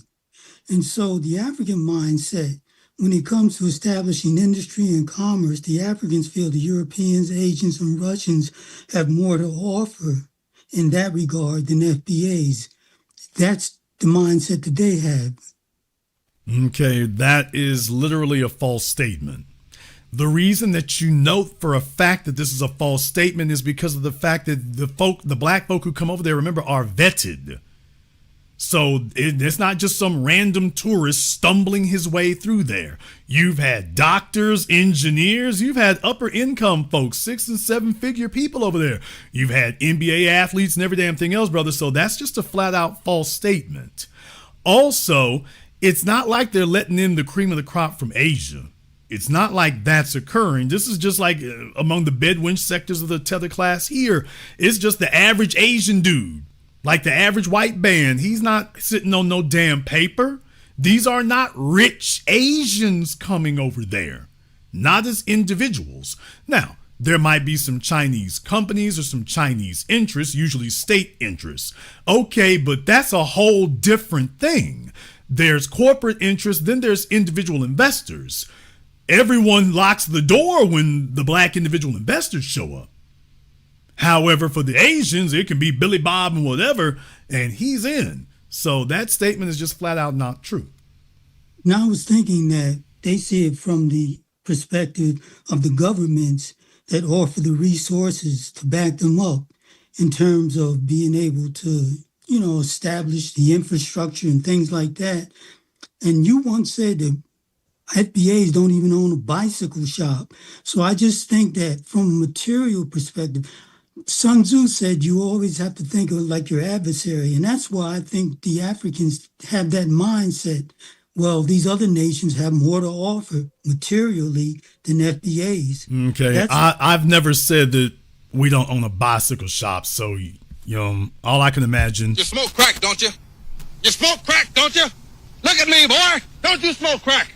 Yeah, yes, sir. You know what that does to you? It does this to you, Shakir. So wherever you're hallucinating that from, it's just, I know they got the new strain of weed out, but just, no, brother, I never said anything like that. Because that would be flat out false. You can literally Google black-owned bicycle shops, dude. So I remember hearing it, Jason. I remember you saying, it's okay, nigga. It was the voices. Okay, you can literally Google black-owned bicycle shop right now, nigga. I'm not here to argue this with you. You can Google black-owned bicycle shop right now. Now, if I'm lying about that, go to Google and prove me wrong. You can literally Google it right this second. I know what I heard. Oh. Anyway, nigga, what else? What else? I'm gonna get you on the phone with that other nigga in here with his brother in Ghana, alleged brother in Ghana. The two of you can sit there and hallucinate to each other all damn night. It'll be entertaining if nothing else. It'll certainly be that. And the other thing is, why the hell would you want to have a bicycle shop in Ghana? They ain't got a bicycle shop with no damn roads. What do you need a bicycle shop for? I didn't say anything about a bicycle. Okay, but I'm following up on your damn question. And even if I did say that, okay, where's the damn road for a bicycle shop? They ain't even got sidewalks. No, I said. Okay, thank you. All right, thank you. Even if you did have a bicycle shop, what good's it gonna do them? I said that you said that of FBAs in the United States in terms of what they own, not anything over in Africa. Okay, we're talking about what we're going to offer them. So you said it in that context, sir, about what we're going to offer them. I can offer them a bicycle shop if they need one. Can they offer me a damn street and a sidewalk to put the bicycle on? Okay, so the bottom line is, what can we offer Africa that's greater than the first thing that we can offer them is some damn self-respect and some damn self-confidence. If we can do a turkey leg hut and a trill burger, we got construction companies over here. Shout out Donahue Peebles for the slow bus kid, Shakir. I've only done documentaries about it, dude. So I'm going to start putting the damn Sesame Street music on some of y'all niggas. I've only done documentaries about this, dude. We got whole black construction companies here in the U.S. in case you didn't know. We got whole black construction companies here. You know what we don't have? Ease of access to government contracts, which is what you need in order to scale up as a multinational, because there is no company that does it without it. Clark, for those of you who did not know, Shakir, since clearly you don't, no company becomes $1 billion enterprise without direct government connection. Microsoft, Clark Construction. I can go down Palantir. You got to be mobbed up with the government to get to a multinational level. Otherwise, you're just an independent firm is what you are, which is why the Chinese, all their state-owned companies are showing up in Africa. So no, you're not going to be able to do that. But as individuals or as smaller businesses, hell yeah, we could do a hell of a whole lot in that regard. However, we don't have a government to work with. You have a hostile government there. Everywhere. Bottom line is you can't spend self-respect at the bank. No, you're going to give your damn profits away, because if you have a hole where your soul's supposed to be, you're just going to give everything you got to white folk so you can desperately borrow some self-respect. As opposed to go 10 toes down, foot to the floor with the hell of what we're talking about right now. Hey, this is our land. This is our resources. You're not going to rape it. You're not going to spoil it. Get these companies up out of here. You're not going to destroy our natural resources, because this is the only thing that we got. What they're showing is they don't even have respect for the land they're on. They don't have basic respect for the dirt under their feet. That's the issue. And you can't fix that with a paycheck. Take a look at what's happening now with Galamsey. They're giving them money. Yeah, they're giving them money, but they have no self-respect. So they're sitting there gathering water from chemical polluted rivers with their little old coins they got for their giving up their gold. So the first thing we're going to do is stop that. That's the first thing we're going to do. Because what you need to have, as Dr. John Henry Clark talked about, is a mythologized version of the value of where you are, something that's transcendent. They don't have that. We're the only ones who talk about these places like they're transcendent. Them folk don't. They have an autonomous government, which is the start, which is something that we need. Well, get over there and help them do it. Get off my phone! What are we going to offer them? I already said the first thing we're going to offer them is some damn self-respect and dignity. You got gold over here? Okay, from this day forward, ain't nobody picking up a shovel. We going back to the old way. You're digging gold and the Chinese are walking out of here with it. Yeah, the Chinese brought in this big ass equipment with these crazy ass chemicals, and they're not digging up. You think the Chinese are mining gold for Ghana? They're mining gold for Beijing. First order of business, hey, go pull the damn plug on his diesel machine over there. You done with that? If we're going to dig gold, we're going to dig it the old way. We are not going to destroy our land for Beijing. So the first thing we gonna do is we're not gonna dig up the gold at the expense of the land. Congratulations. Hey, Shakir, you can't eat gold. And deal with it, nigga. You can't eat a bicycle either. They're destroying the farmland. First order of business, you gonna stop that bull crap. Go here, nigga, you can't eat gold. You're gonna stop this garbage. You're gonna stop this mess. There will be proper usage of the machinery here. The first thing we're gonna teach them to do, Shakir, the first thing we're gonna offer them is the end of tribalism. That's the first thing we're going to offer them. We're gonna give them the end of tribalism. So when they talk to their government, they'll be talking as one people, not 7 damn tribes split against each other. And, well, I can't talk against the president right now. He member my tribe. We got to hold it down for him. Damn that nigga. So since you clearly didn't understand, the first thing we're going to offer them is the one thing that they don't want to give up, the end of tribalism. Nigga, you can have a damn coat of arms over your fireplace for your tribe. When you walk out that door, you leave your damn tribe in your home. That has no place in the body politic. You notice when the Chinese come down there, they don't get to be tribal. Oh, I'm sorry. The communists destroyed that decades ago, didn't they? Hey, y'all, you notice the same damn thing in Russia, too. First order of business. Hey, we ain't rocking with the tribalism. You are under the people's government. Whether you're the Bolsheviks or whether you're like that Muslim tribe that Khabib Nurmagomedov from the UFC come from, all of y'all, hey, you up under this. You under this flag now. This where you at. You can pray to whatever God you believe in, but you are a Russian citizen. So you might be a member of the kingdom of heaven, but you are a resident of Russia. So the first thing we're going to give them is the end of tribalism. And then when they start talking, they will talk in one united voice so that when we say this is the direction we're going, this will be the direction we're going. Yes, there will be gold. Yes, there will be gold dug, but it's not going to be agribusiness, industrialized gold digging that destroys the environment because this ain't Beijing. So yes, there would be gold digging, but it will be like Aramco. The gold. We don't need no Chinese to come down here and dig no damn gold. Nigga, please. You've been digging gold for thousands of years. Why the hell do you need the Chinese here?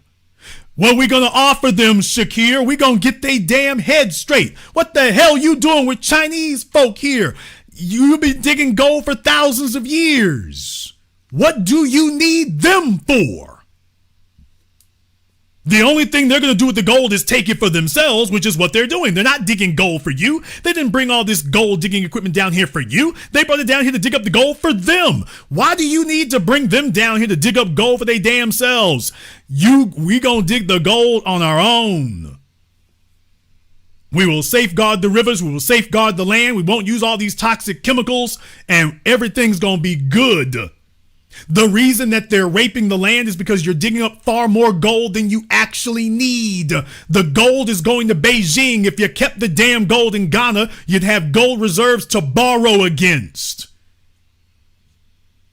Instead, you're allowing Beijing to come down there and rape the gold. That's why they're taking outrageous amounts of it and strip mining everything. Because they're not trying to supply money for Ghana. They're trying to supply money for Beijing. A whole different nation with way more people. They don't have enough natural resources in China to sustain themselves, which is why they're coming down here. And all you've done is trade in the European British colonizers for an Asian one. How's that working out? It's not like it's making Ghana rich. We already covered they losing money. They're not getting rich off of it. So the first thing we're going to do is tell them, you are not coming on the block. You are not taking it over here. It will be if there's going to be a nugget of gold dug in China, it's got to go to the Chinese people's benefit. If there's a nugget of gold dug in Ghana, it's got to go for the people's benefit here. That's the first thing we gonna bring them. Is a damn identity and a code, nigga. And deal with it, nigga. The first thing we gonna bring them is a code of conduct. And then you can dig all the gold you like. Right after we has firmly established this code of conduct. Because you see what's happening without one. All it does is turn you into a giant whorehouse. You dig up resources and then you go look for the first non-Ghanaian to give it to, except the black ones from America. So the first order of business is to impose a code of conduct, street level. And that's why the government don't want us, because China is not insisting on that. They know we put foot to ground. First order of business is a damn code of conduct and cleaning up this dusty ass code of conduct you currently got. That's the first order of business.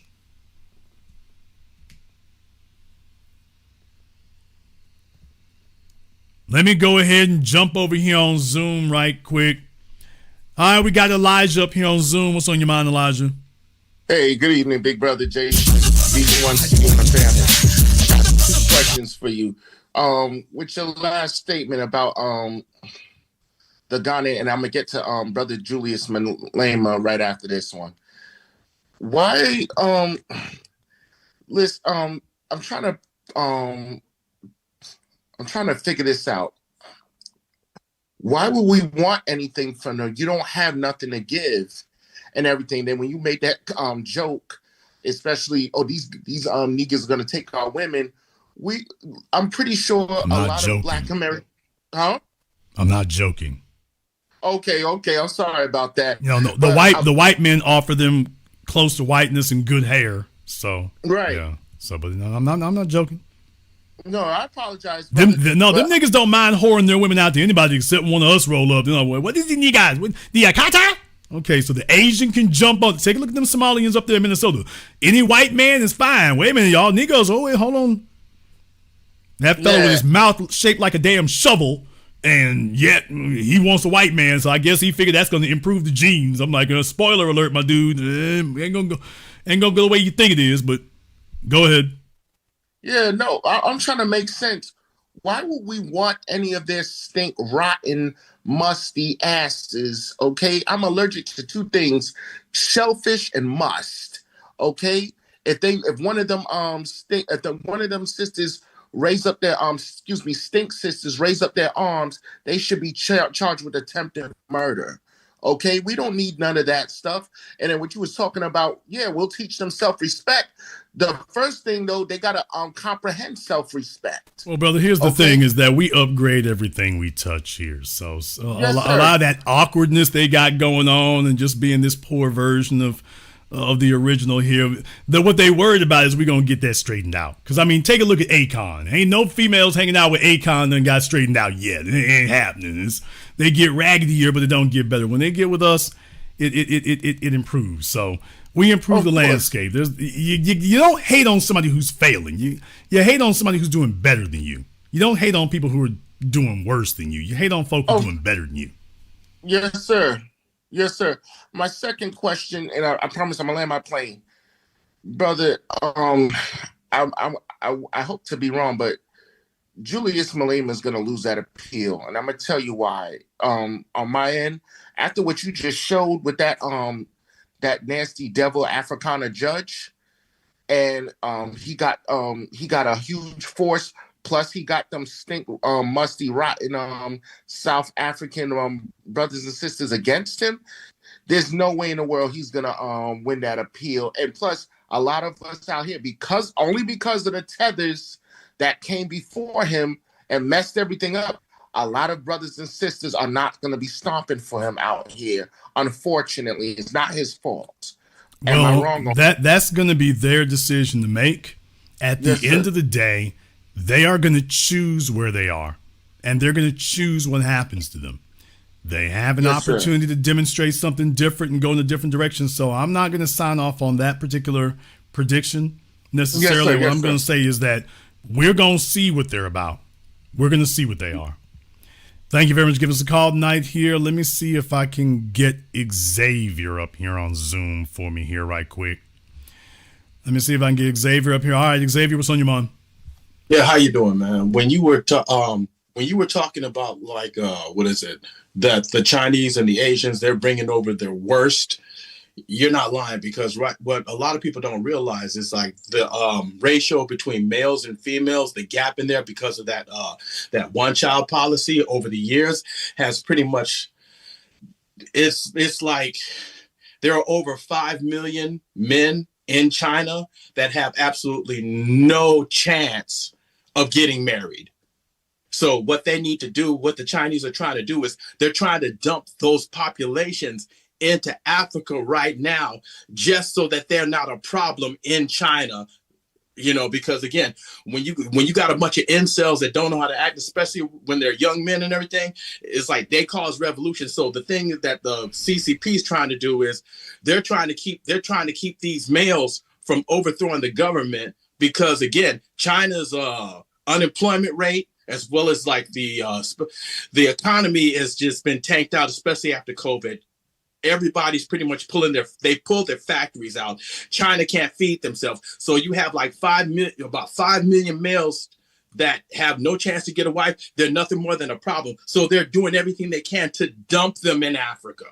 Well, you're correct about that. However, I think it's worse than that. Oh, yeah, it is, but go ahead. China has not really put a limitation or anything on how many folk they're sending down there. Mm-hmm. These fellas are over there grabbing all the local hood rats and getting them pregnant. And I'm telling you, remember, China does not think about things in terms of years or decades. They think in terms of centuries. True. So what you will have are a bunch of half-breed Blasian children. That's the first generation. And they will all be, only these children will have the Chinese last names. I said, yep. And next thing you know, those kids are going to get with the other immigrants sent in from China, because they're all going to be living in the same neighborhoods. So this is a bit different from the practice. This is more akin to what the Spanish did. This is more akin to them in the Dominican Republic and whatnot. It's more akin. This would be something new from the Chinese. You hadn't seen this from them before, although there is historical precedent for it. Hello, Genghis Khan. There is a historical precedent for it. So over the course of a century, you can create a new Chinese ethnicity there in Africa, and they will speak Mandarin.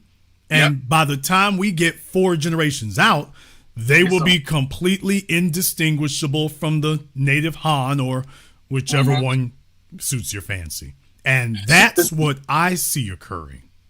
No, you're absolutely correct, because again, that's how the Arabs and everything, that's how they took Egypt. I mean, you look at a group of Africans, in 7,000 years, they still ain't learned a damn lesson. It's embarrassing. I mean, didn't Chancellor Williams talk about that in The Fall of Black Civilization? He wrote it down, how they did it. And the first thing they did was, they breeded them out. See, that's why you get all these like divestors and stuff like that. And again, the African women, they giving it up like 2 seconds. I mean, you just had some broke Russian white boy literally pulling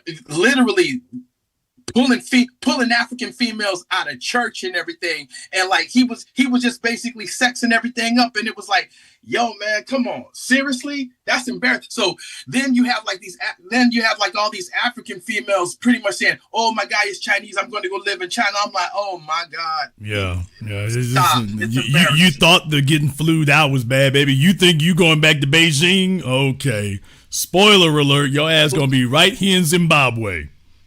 Exactly, because the thing is, it's like, and again, you might see on TikTok and everything, because see, I'm gonna be straight up honest with you. There's nothing more embarrassing than an African. It's just, even when you're dealing in Japan over here, it's like you see all these African anchor babies and the first thing they're doing is they throwing it back at the first strip club, and it's like, the fathers like pretty much the fathers aren't even around anymore. I mean, it's just like, dang, it's just, I'm going to land my plane. The first thing we have to offer them ain't a damn bicycle. The first thing we have to offer them is a code of conduct, the one thing they've never had.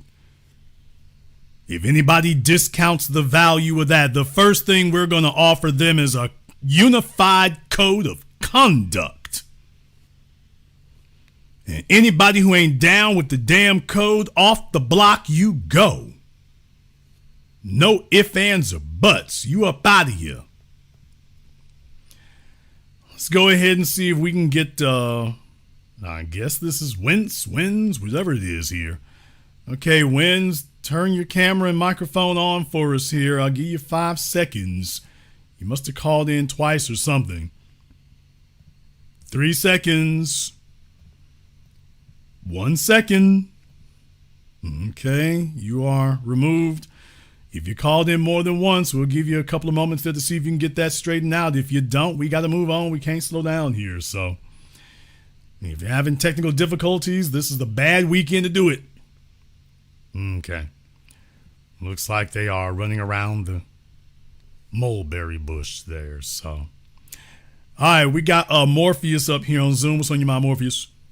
How you doing, Jason? Great broadcast.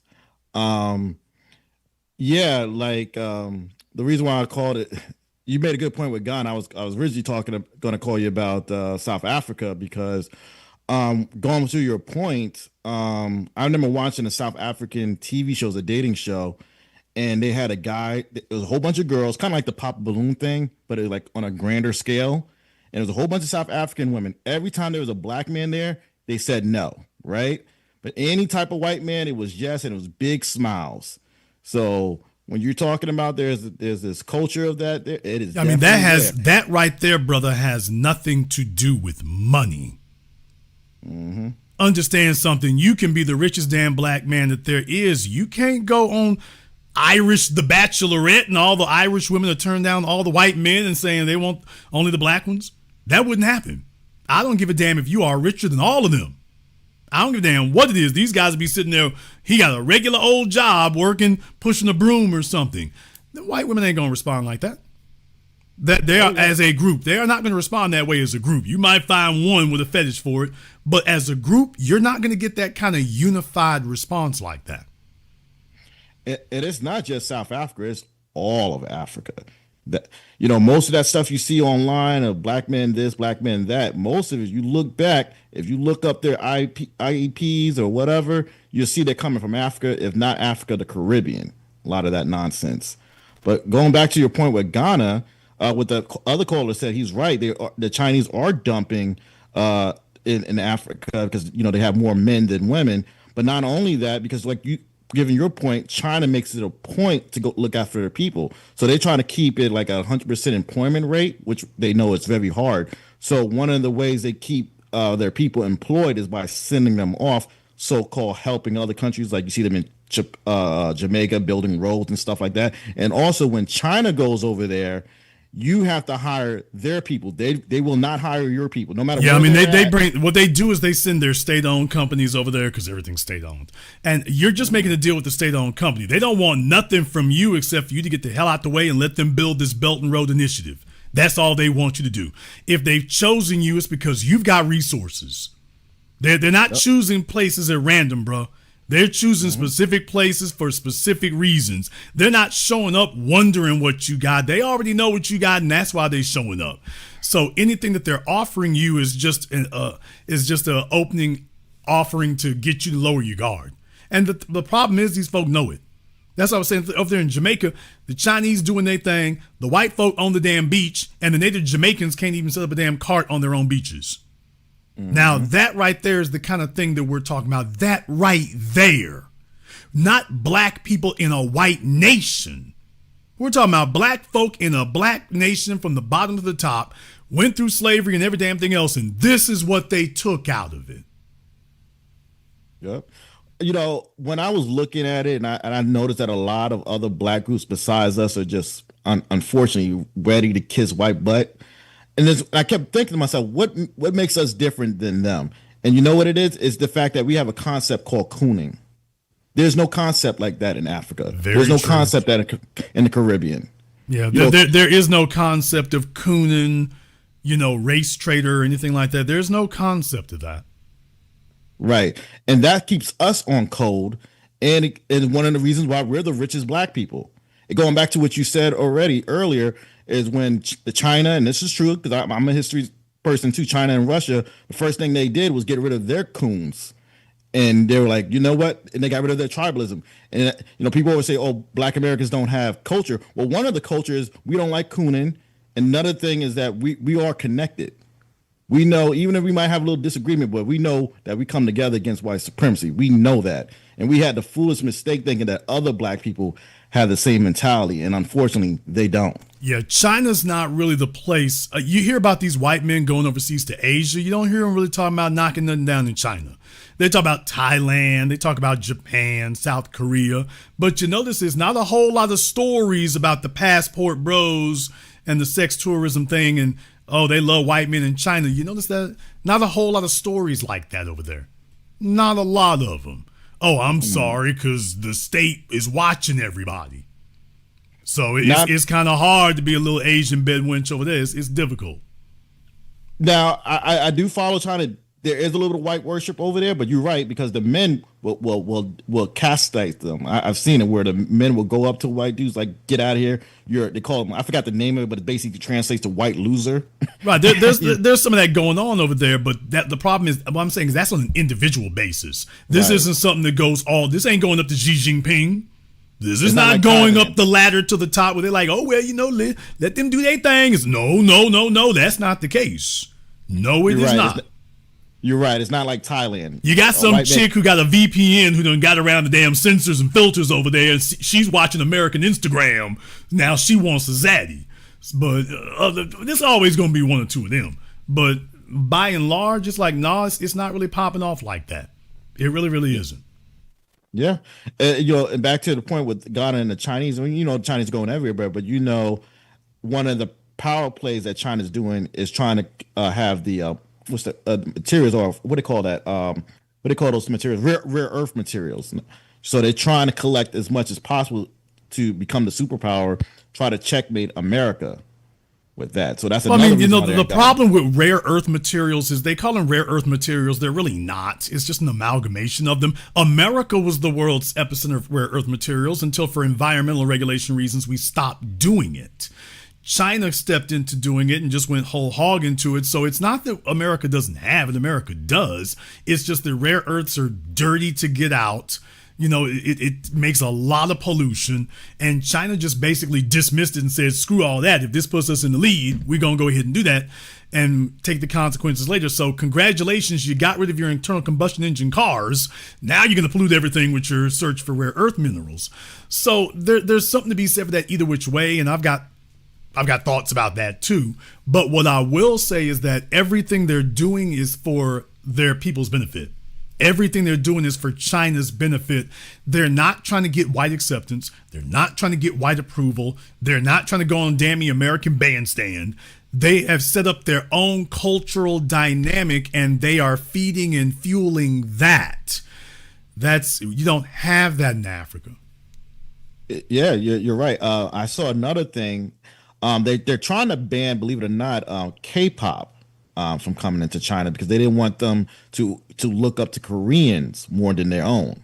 I mean, they still get it because they love through the underground and VPNs and stuff like that. But that's just to show you how much they want you to value their culture, and that's because they have what's called, what I think it was the 100-year or the century of humiliation when the British came over with the Opium Wars.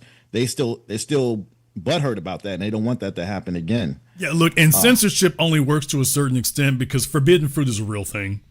It really is a real thing. And the more trivial things are, you have to be careful once you start getting control. Now you start thinking you can micromanage people. You've got to be careful about what fights are worth having and which ones are simply not worth having. Is K-pop really a fight worth having? Is it? Well, take a look at America, for example. We became the culture. We defined the music. We created the music and everything else. For a few decades there, the white folk was all having a hissy fit about it and whatnot. And what did they eventually do? They eventually decided this is not a fight worth having. When they did that, that's when they said, as a matter of fact, maybe this is a fight worth funding. Next thing you know, Cadillac Records, and here we go. Black performers fueling white wealth. After that, you couldn't stop white folk from playing our music. Well, yeah, because look who you making rich with it. So that would be my response to them. If I was advising them, I'd be like, you can't just do this with everything because forbidden fruit is a real thing. And there are a lot of fights that, yeah, you can do this, but this isn't a fight worth. Are we really trying to win the fight against bell bottoms? You know what I mean? Is that really a fight worth having? I mean, we can do this, but wow, we're fighting that? Wouldn't it be a better idea to let K-pop come over here? Okay, take a look and see what's happening, and then start your own Chinese K-pop folk. For example, they got Chinese anime now. Yeah. A lot of your anime studios are in China, and they're making it. Okay, that was a fight you couldn't win no matter what you did. All right, that wasn't the end of the damn world. When China waved the white flag on that one, that wasn't the end of the world. So it would be a whole lot better for them to just, it wouldn't even be the awkwardness we have in America. We got white boys trying to sing soul music. I'm like, okay, All right, go ahead. But in China, I mean, they can pass for Korean. So, I mean, would it really be that difficult for them to have their own Chinese K-pop and away you go? That's why I say that's not a fight worth having. It really isn't. What are you doing? Well, they are Korean. Oh, okay, really? All right. Yeah. Now, if anything trips them up, that will. Stopping to fight over trivial stuff like that. So let me get this straight. You're going to have the rare earth materials and Belt and Road Initiative and the Olympics and stuff. We're going to stop to fight about K-pop. Really? Okay. You lost the plot, dude. You lost the plot. Yeah, no, you're absolutely right. Back to what you said with that we can teach them self-respect. Let me, and you're absolutely right, because self-respect, part of that is soft power. People always like, oh, what do Black Americans have? What do Black Americans have? You have no power. One of the biggest powers we have is soft power. And then by proxy, America has soft power because we are the culture. Like you said earlier, the biggest export of America is American culture, which majority of it is Black culture. Okay, you have people in Japan, China, most definitely Japan, making their hair look like dreadlocks, doing hip hop. Going back to the Africans again, all the ones in Europe and ones in Asia, they're pretending to be Black Americans over there. Right, they're not pretending to be Africans; they're pretending to be Black Americans. Correct. Because they've had access to that forever. They didn't start doing that until the 90s. So that they weren't doing that with Bob Marley. They had access to that in Japan too. They weren't doing that. Not back then. It wasn't until the 90s. We were the ones who made all that stuff pop. So they're imitating what they see specifically over here. That's where they got it from, because they had decades beforehand to be exposed to it, and that didn't move the needle.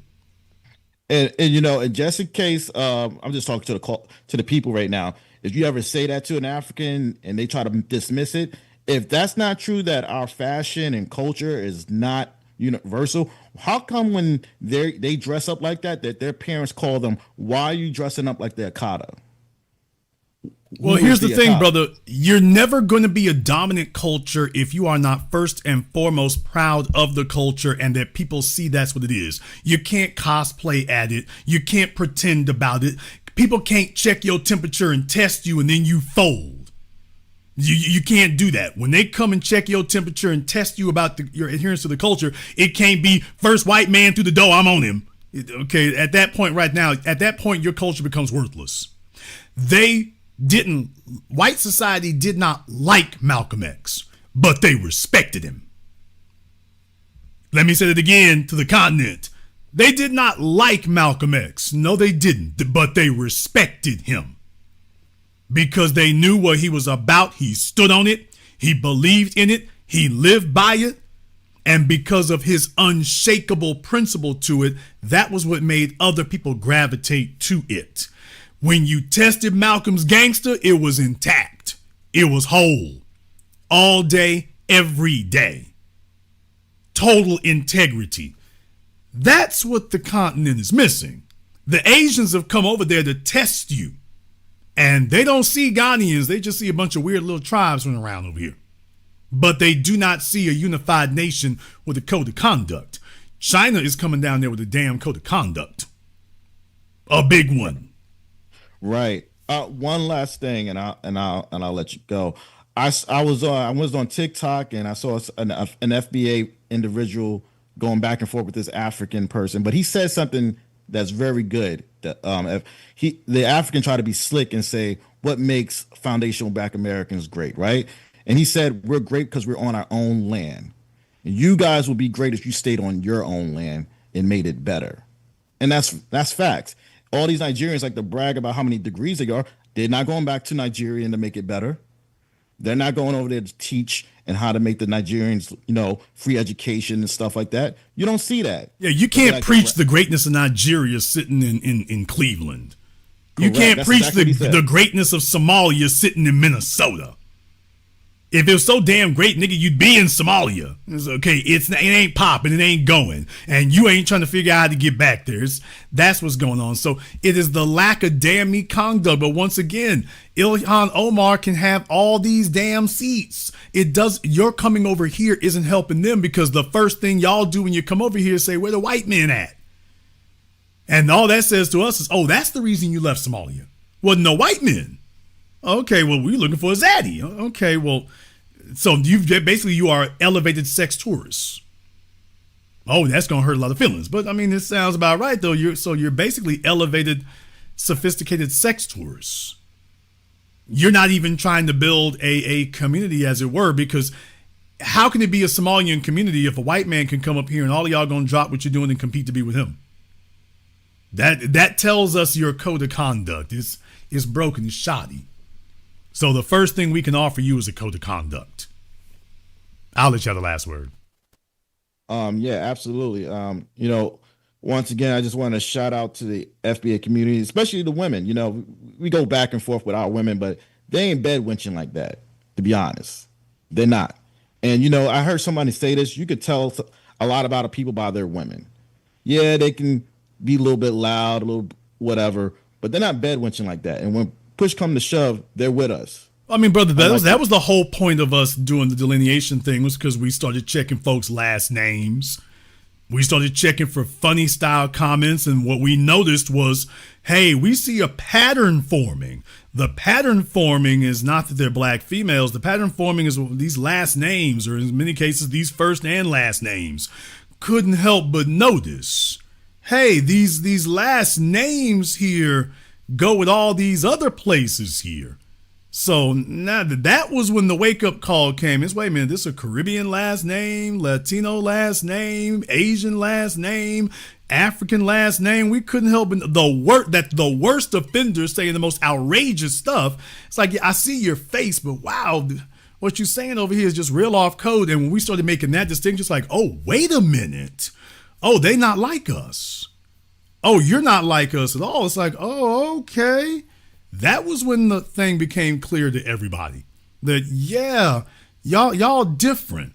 So if we start filtering for that, if we start filtering for geographic origin, oh, well, when you did that, it's like, okay, the ones that don't come from y'all background don't talk like that. The ones who come from our background don't talk like that. It's a specific group that's smuggled over here and does that, and here comes the damn cooning. It's like, okay, it all makes sense now. Yeah, like as you look at Essence and Ebony, when I was a kid, you never see them talking about get you a white man. But as soon as they put non-FBA women on those boards, all of a sudden you get articles in Ebony and Essence. I never seen that as a kid. Okay, but I'm glad you raised that, because that brings you to the next thing right there. What I've always taught you all for decades now: white supremacy believes in funding its propaganda. So the reason that those kind of publications exist is because they got white sponsorship. They make sure that the plate get passed and some money get through to them. Otherwise they would go under, because take a look at the Essence Festival in New Orleans. Yep. Straight money loser with their African themes. Straight money loser. In debt. So it's not popping. It ain't going great. It isn't. It never was. But they got to fund it. Yep. Yeah, and notice, speaking about the festival, notice they didn't hire none of the local New Orleans people. But when it was under FBA rulership, they always hired the locals there. And that shows you how much they hate us so badly. But brother, here's my thing about it. This is good. What? This is good. I talked about this before. I'll be talking about this here again. I don't know. I might go down there and give y'all on the scene from the ground zero of foolery. Brother, this is good. We need that. We need that. What is the definition of revolution? And when you all think about what is the definition of revolution? Well, I mean, you think about, well, this uprising and revolt and whatnot. Okay, well, that's one definition. The other one is revolving around something. Right. The earth goes around the sun. What's that? A revolution. Oh, circling around something is a process and a pattern of repeating. So you see, when something that was once great and served you, it's not going to serve you forever. Your interests are everlasting, but these things you build are subject to corruption.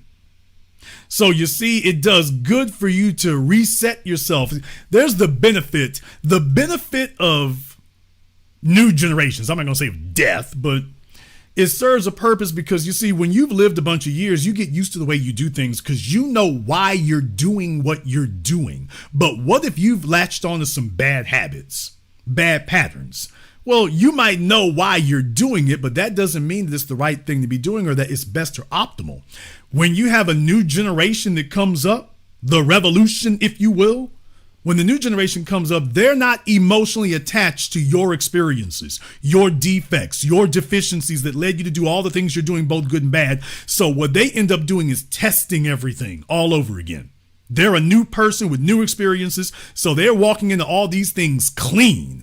And what do you know? They might come out and let go of some things that you're still holding on to because they have a clean, fresh, new perspective.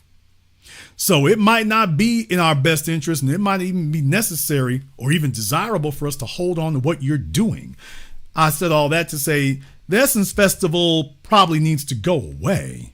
It probably needs to be allowed to go and die and wither on the vine. And you see, this is what scares people, brother. You want to know about our culture? We have a culture of resistance. We also have a culture of innovation. I've done told y'all that for years now. They want to know what our culture is. A culture of resistance, a culture of innovation. So you see, it would be fine. They like to host that thing in the convention center, you know, and whatnot. Okay, that's great and everything. We would be a whole lot better off having a festival that serves our interests and serves our culture faithfully, that has 5,000 people show up, than to have an Essence Festival buck dancing for 100,000 people. And we know the value of that. And please mark my words, man, if y'all are hitting and popping with just 5,000 people, you gonna get to the 100,000? There's 5,000 of you, but the old festival got whack and got lame. When they see something new popping down the street, this year was 5,000. Next year it's gonna be 15,000. Year after that, it's gonna be 50,000. So are you willing to stand faithful to your culture and what you're doing till it starts popping again the right way without the coonery and buffoonery getting in there? That's the difference. So I am all for letting the Essence Festival go the way of the dinosaur. I am all for that. Something better will take its place. But even if it didn't, at least you'll have the damn pollution out the way. At least you'll have that. Because I'd rather have no damn festival at all than to have the pollution going on. And I mean that. Thank you very much for giving us a call tonight. Yeah, y'all, look, if we made it hot once, we can make it hot again. Please understand that. If we made it hot once, we can make it hot again. We are not a one-trick pony. That's the lesson that we can teach them in Ghana and across the continent. We can teach them this is how you make it hot on your terms. That you are proud and confident of what you have. When you show confidence, other people respond to that. When you are not confident about it and you're looking for somebody else to validate you. What you need to do down there is be in touch with the damn soil. You talk to every restaurant. You talk to every club. You talk to every music group. You got all that going on down there. We're going to have a family affair, but Essence can't do that because you're not part of the family. And deal with it, nigga. See, you can't move like that at the Essence Festival because the folk running it now, you ain't part of the family. You're would-be colonizers. Pathetic, by the way. You are just would-be colonizers. But you're not part of the family. So you see, you don't actually understand this. So replicating what we doing, it ain't gonna work. You sit up here and start playing funny music and folks sitting up here and whatnot. Okay, it ain't no standards. There's no standards, no code of conduct, no nothing. Okay, what you need to do is go ahead and lock it down. It needs to be a special event. It needs to be locked down. It does not need to be every damn body. Y'all need to have a reboot. In Hollywood, when movies get too damn big, franchises get too damn old. Yeah, because you spending $300 million on a movie trying to buy people to come see it with special effects. Damn that. Cut that budget down to $60 million. Get a rock solid story to tell. Get a director with passion and actors with ability and a rock solid story that lives on the storytelling, not on a big special effects budget. And that's how you reboot a franchise. And the same thing with an event. You want to get it hot again? You start getting people talking about from the soil. That's what you do. You start small, perfect what you're doing at a smaller scale. Word gonna get around. Word is gonna get around, and next thing you know, folks gonna be saying, hey, this is different. This ain't the same old same. These folks are actually in touch with the soil and what we do. The first order of business will be making sure that everybody get on code about it. Now, they have something to be proud of. Now they do. That's what's missing right now. So you talking about the 100,000 people. Okay, but if it's 100,000 or 200,000 lames, all right, look here. Give me 10,000 folk who got the joint juking. Bring me 5,000, I'm talking about super fly females. You got the Essence Festival sitting up here talking about the LGBT and bring over the African chicks. No disrespect to the African chicks. Okay, all the females are showing up with their combat boots and their size 16s. Okay, you got 100,000 of them. I'm like, yeah, but the graphics is raggedy. Who the hell wants to come fly in for that? It's a bunch of middle-aged plus-size chicks. They coming through there like a caravan. And y'all's damn tell the editor sitting up there just cheesing. She like they paying customers. I'm like, they are ruining the image. They are ruining. Who is your target demographic? No. Well, we had 200,000 visitors. You know what? That, as for my calculus, that's 190,000 too many. No, I would rather have 5 or 10,000 super fly females who just look incredible. I would want to have them Instagram ready. It's like, hey, this is the festival. You wouldn't have to sell that. That damn thing sells itself. And when folks see that's what it is, it's like, oh, okay. Because the word has gotten around. The essence, I mean, that's why I said, show me how many 20-year-old females read Essence. How many 20-year-old females read Essence magazine? How many even know the Essence Festival is from a magazine? Ebony and Jet. How many 22-year-old females are even aware of that? You got to meet them where they at. That's fine from where we came from, but obviously it has fallen into apostasy and heresy, and it's become corrupted. It's the perfect time to start something new. This is the perfect time to start something new and just start it small. Make sure the food is great. Make sure the music is great. Make sure the females are great. The fellas going to respond to the quality of the females. If you want the fellas to be dressed right there, you got to bring the right females through. You want the fellas dressed like they on the damn Tom Joyner cruise. Bring through what the damn Essence Festival been doing. Cookie! Nom, nom, nom, oh, nom, nom. Yeah, just keep doing that.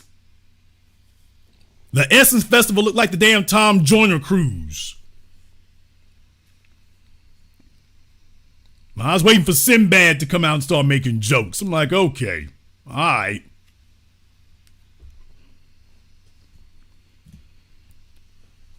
So yes, I'm ready for something new, and so obviously so is everybody else. We're ready for something new.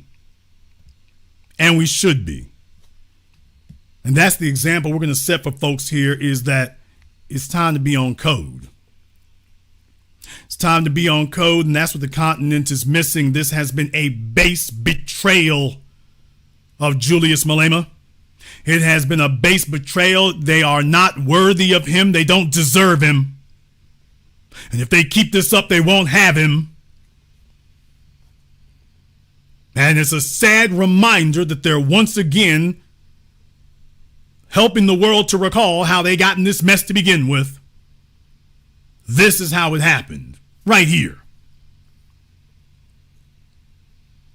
And they will not have eternal opportunities to keep this up, folks. A century and a half ago, there were nothing running around Africa but Africans and some European colonizers. Take a look at what you have today. It ain't just Africans anymore. It's Africans. Now it's Aryans.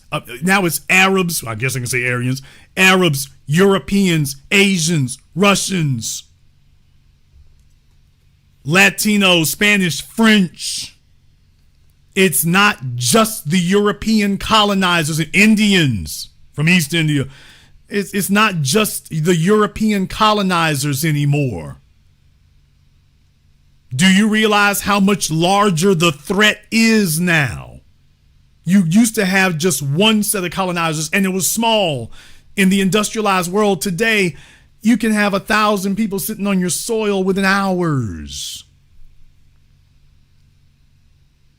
It is too easy to overrun you now. It's too easy.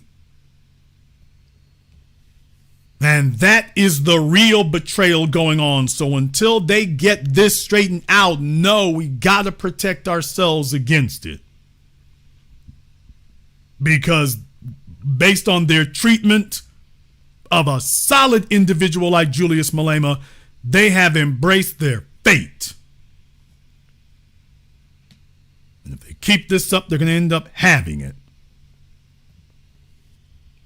This is a disgrace, what they've allowed to occur to Julius Malema. It is a damn disgrace. And they should be ashamed. We know they're not, but they should be.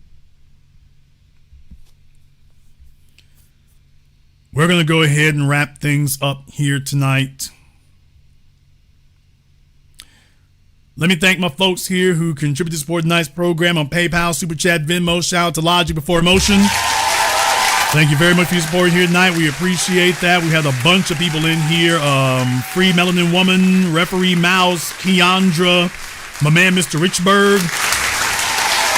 Thank you very much for your support tonight, brother, here. We appreciate that as well. To Rhonda and to everyone who has contributed to support tonight's program. We appreciate you all for that here. Fear to none. Thank you very much here as well. And if you are new here to the Black Channel, welcome to the Haven of Intelligent Black Thought. We do this every weekend, holidays, some days in between. So click that subscribe button and that notification button.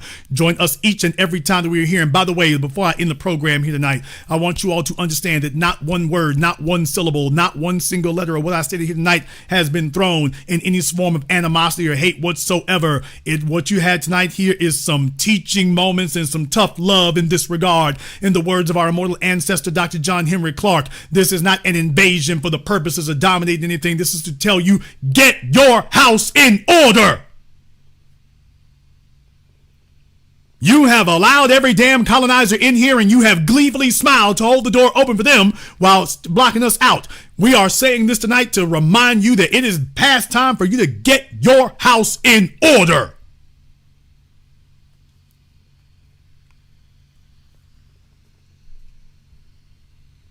Or soon you won't have a house anymore, so you won't have to worry about it.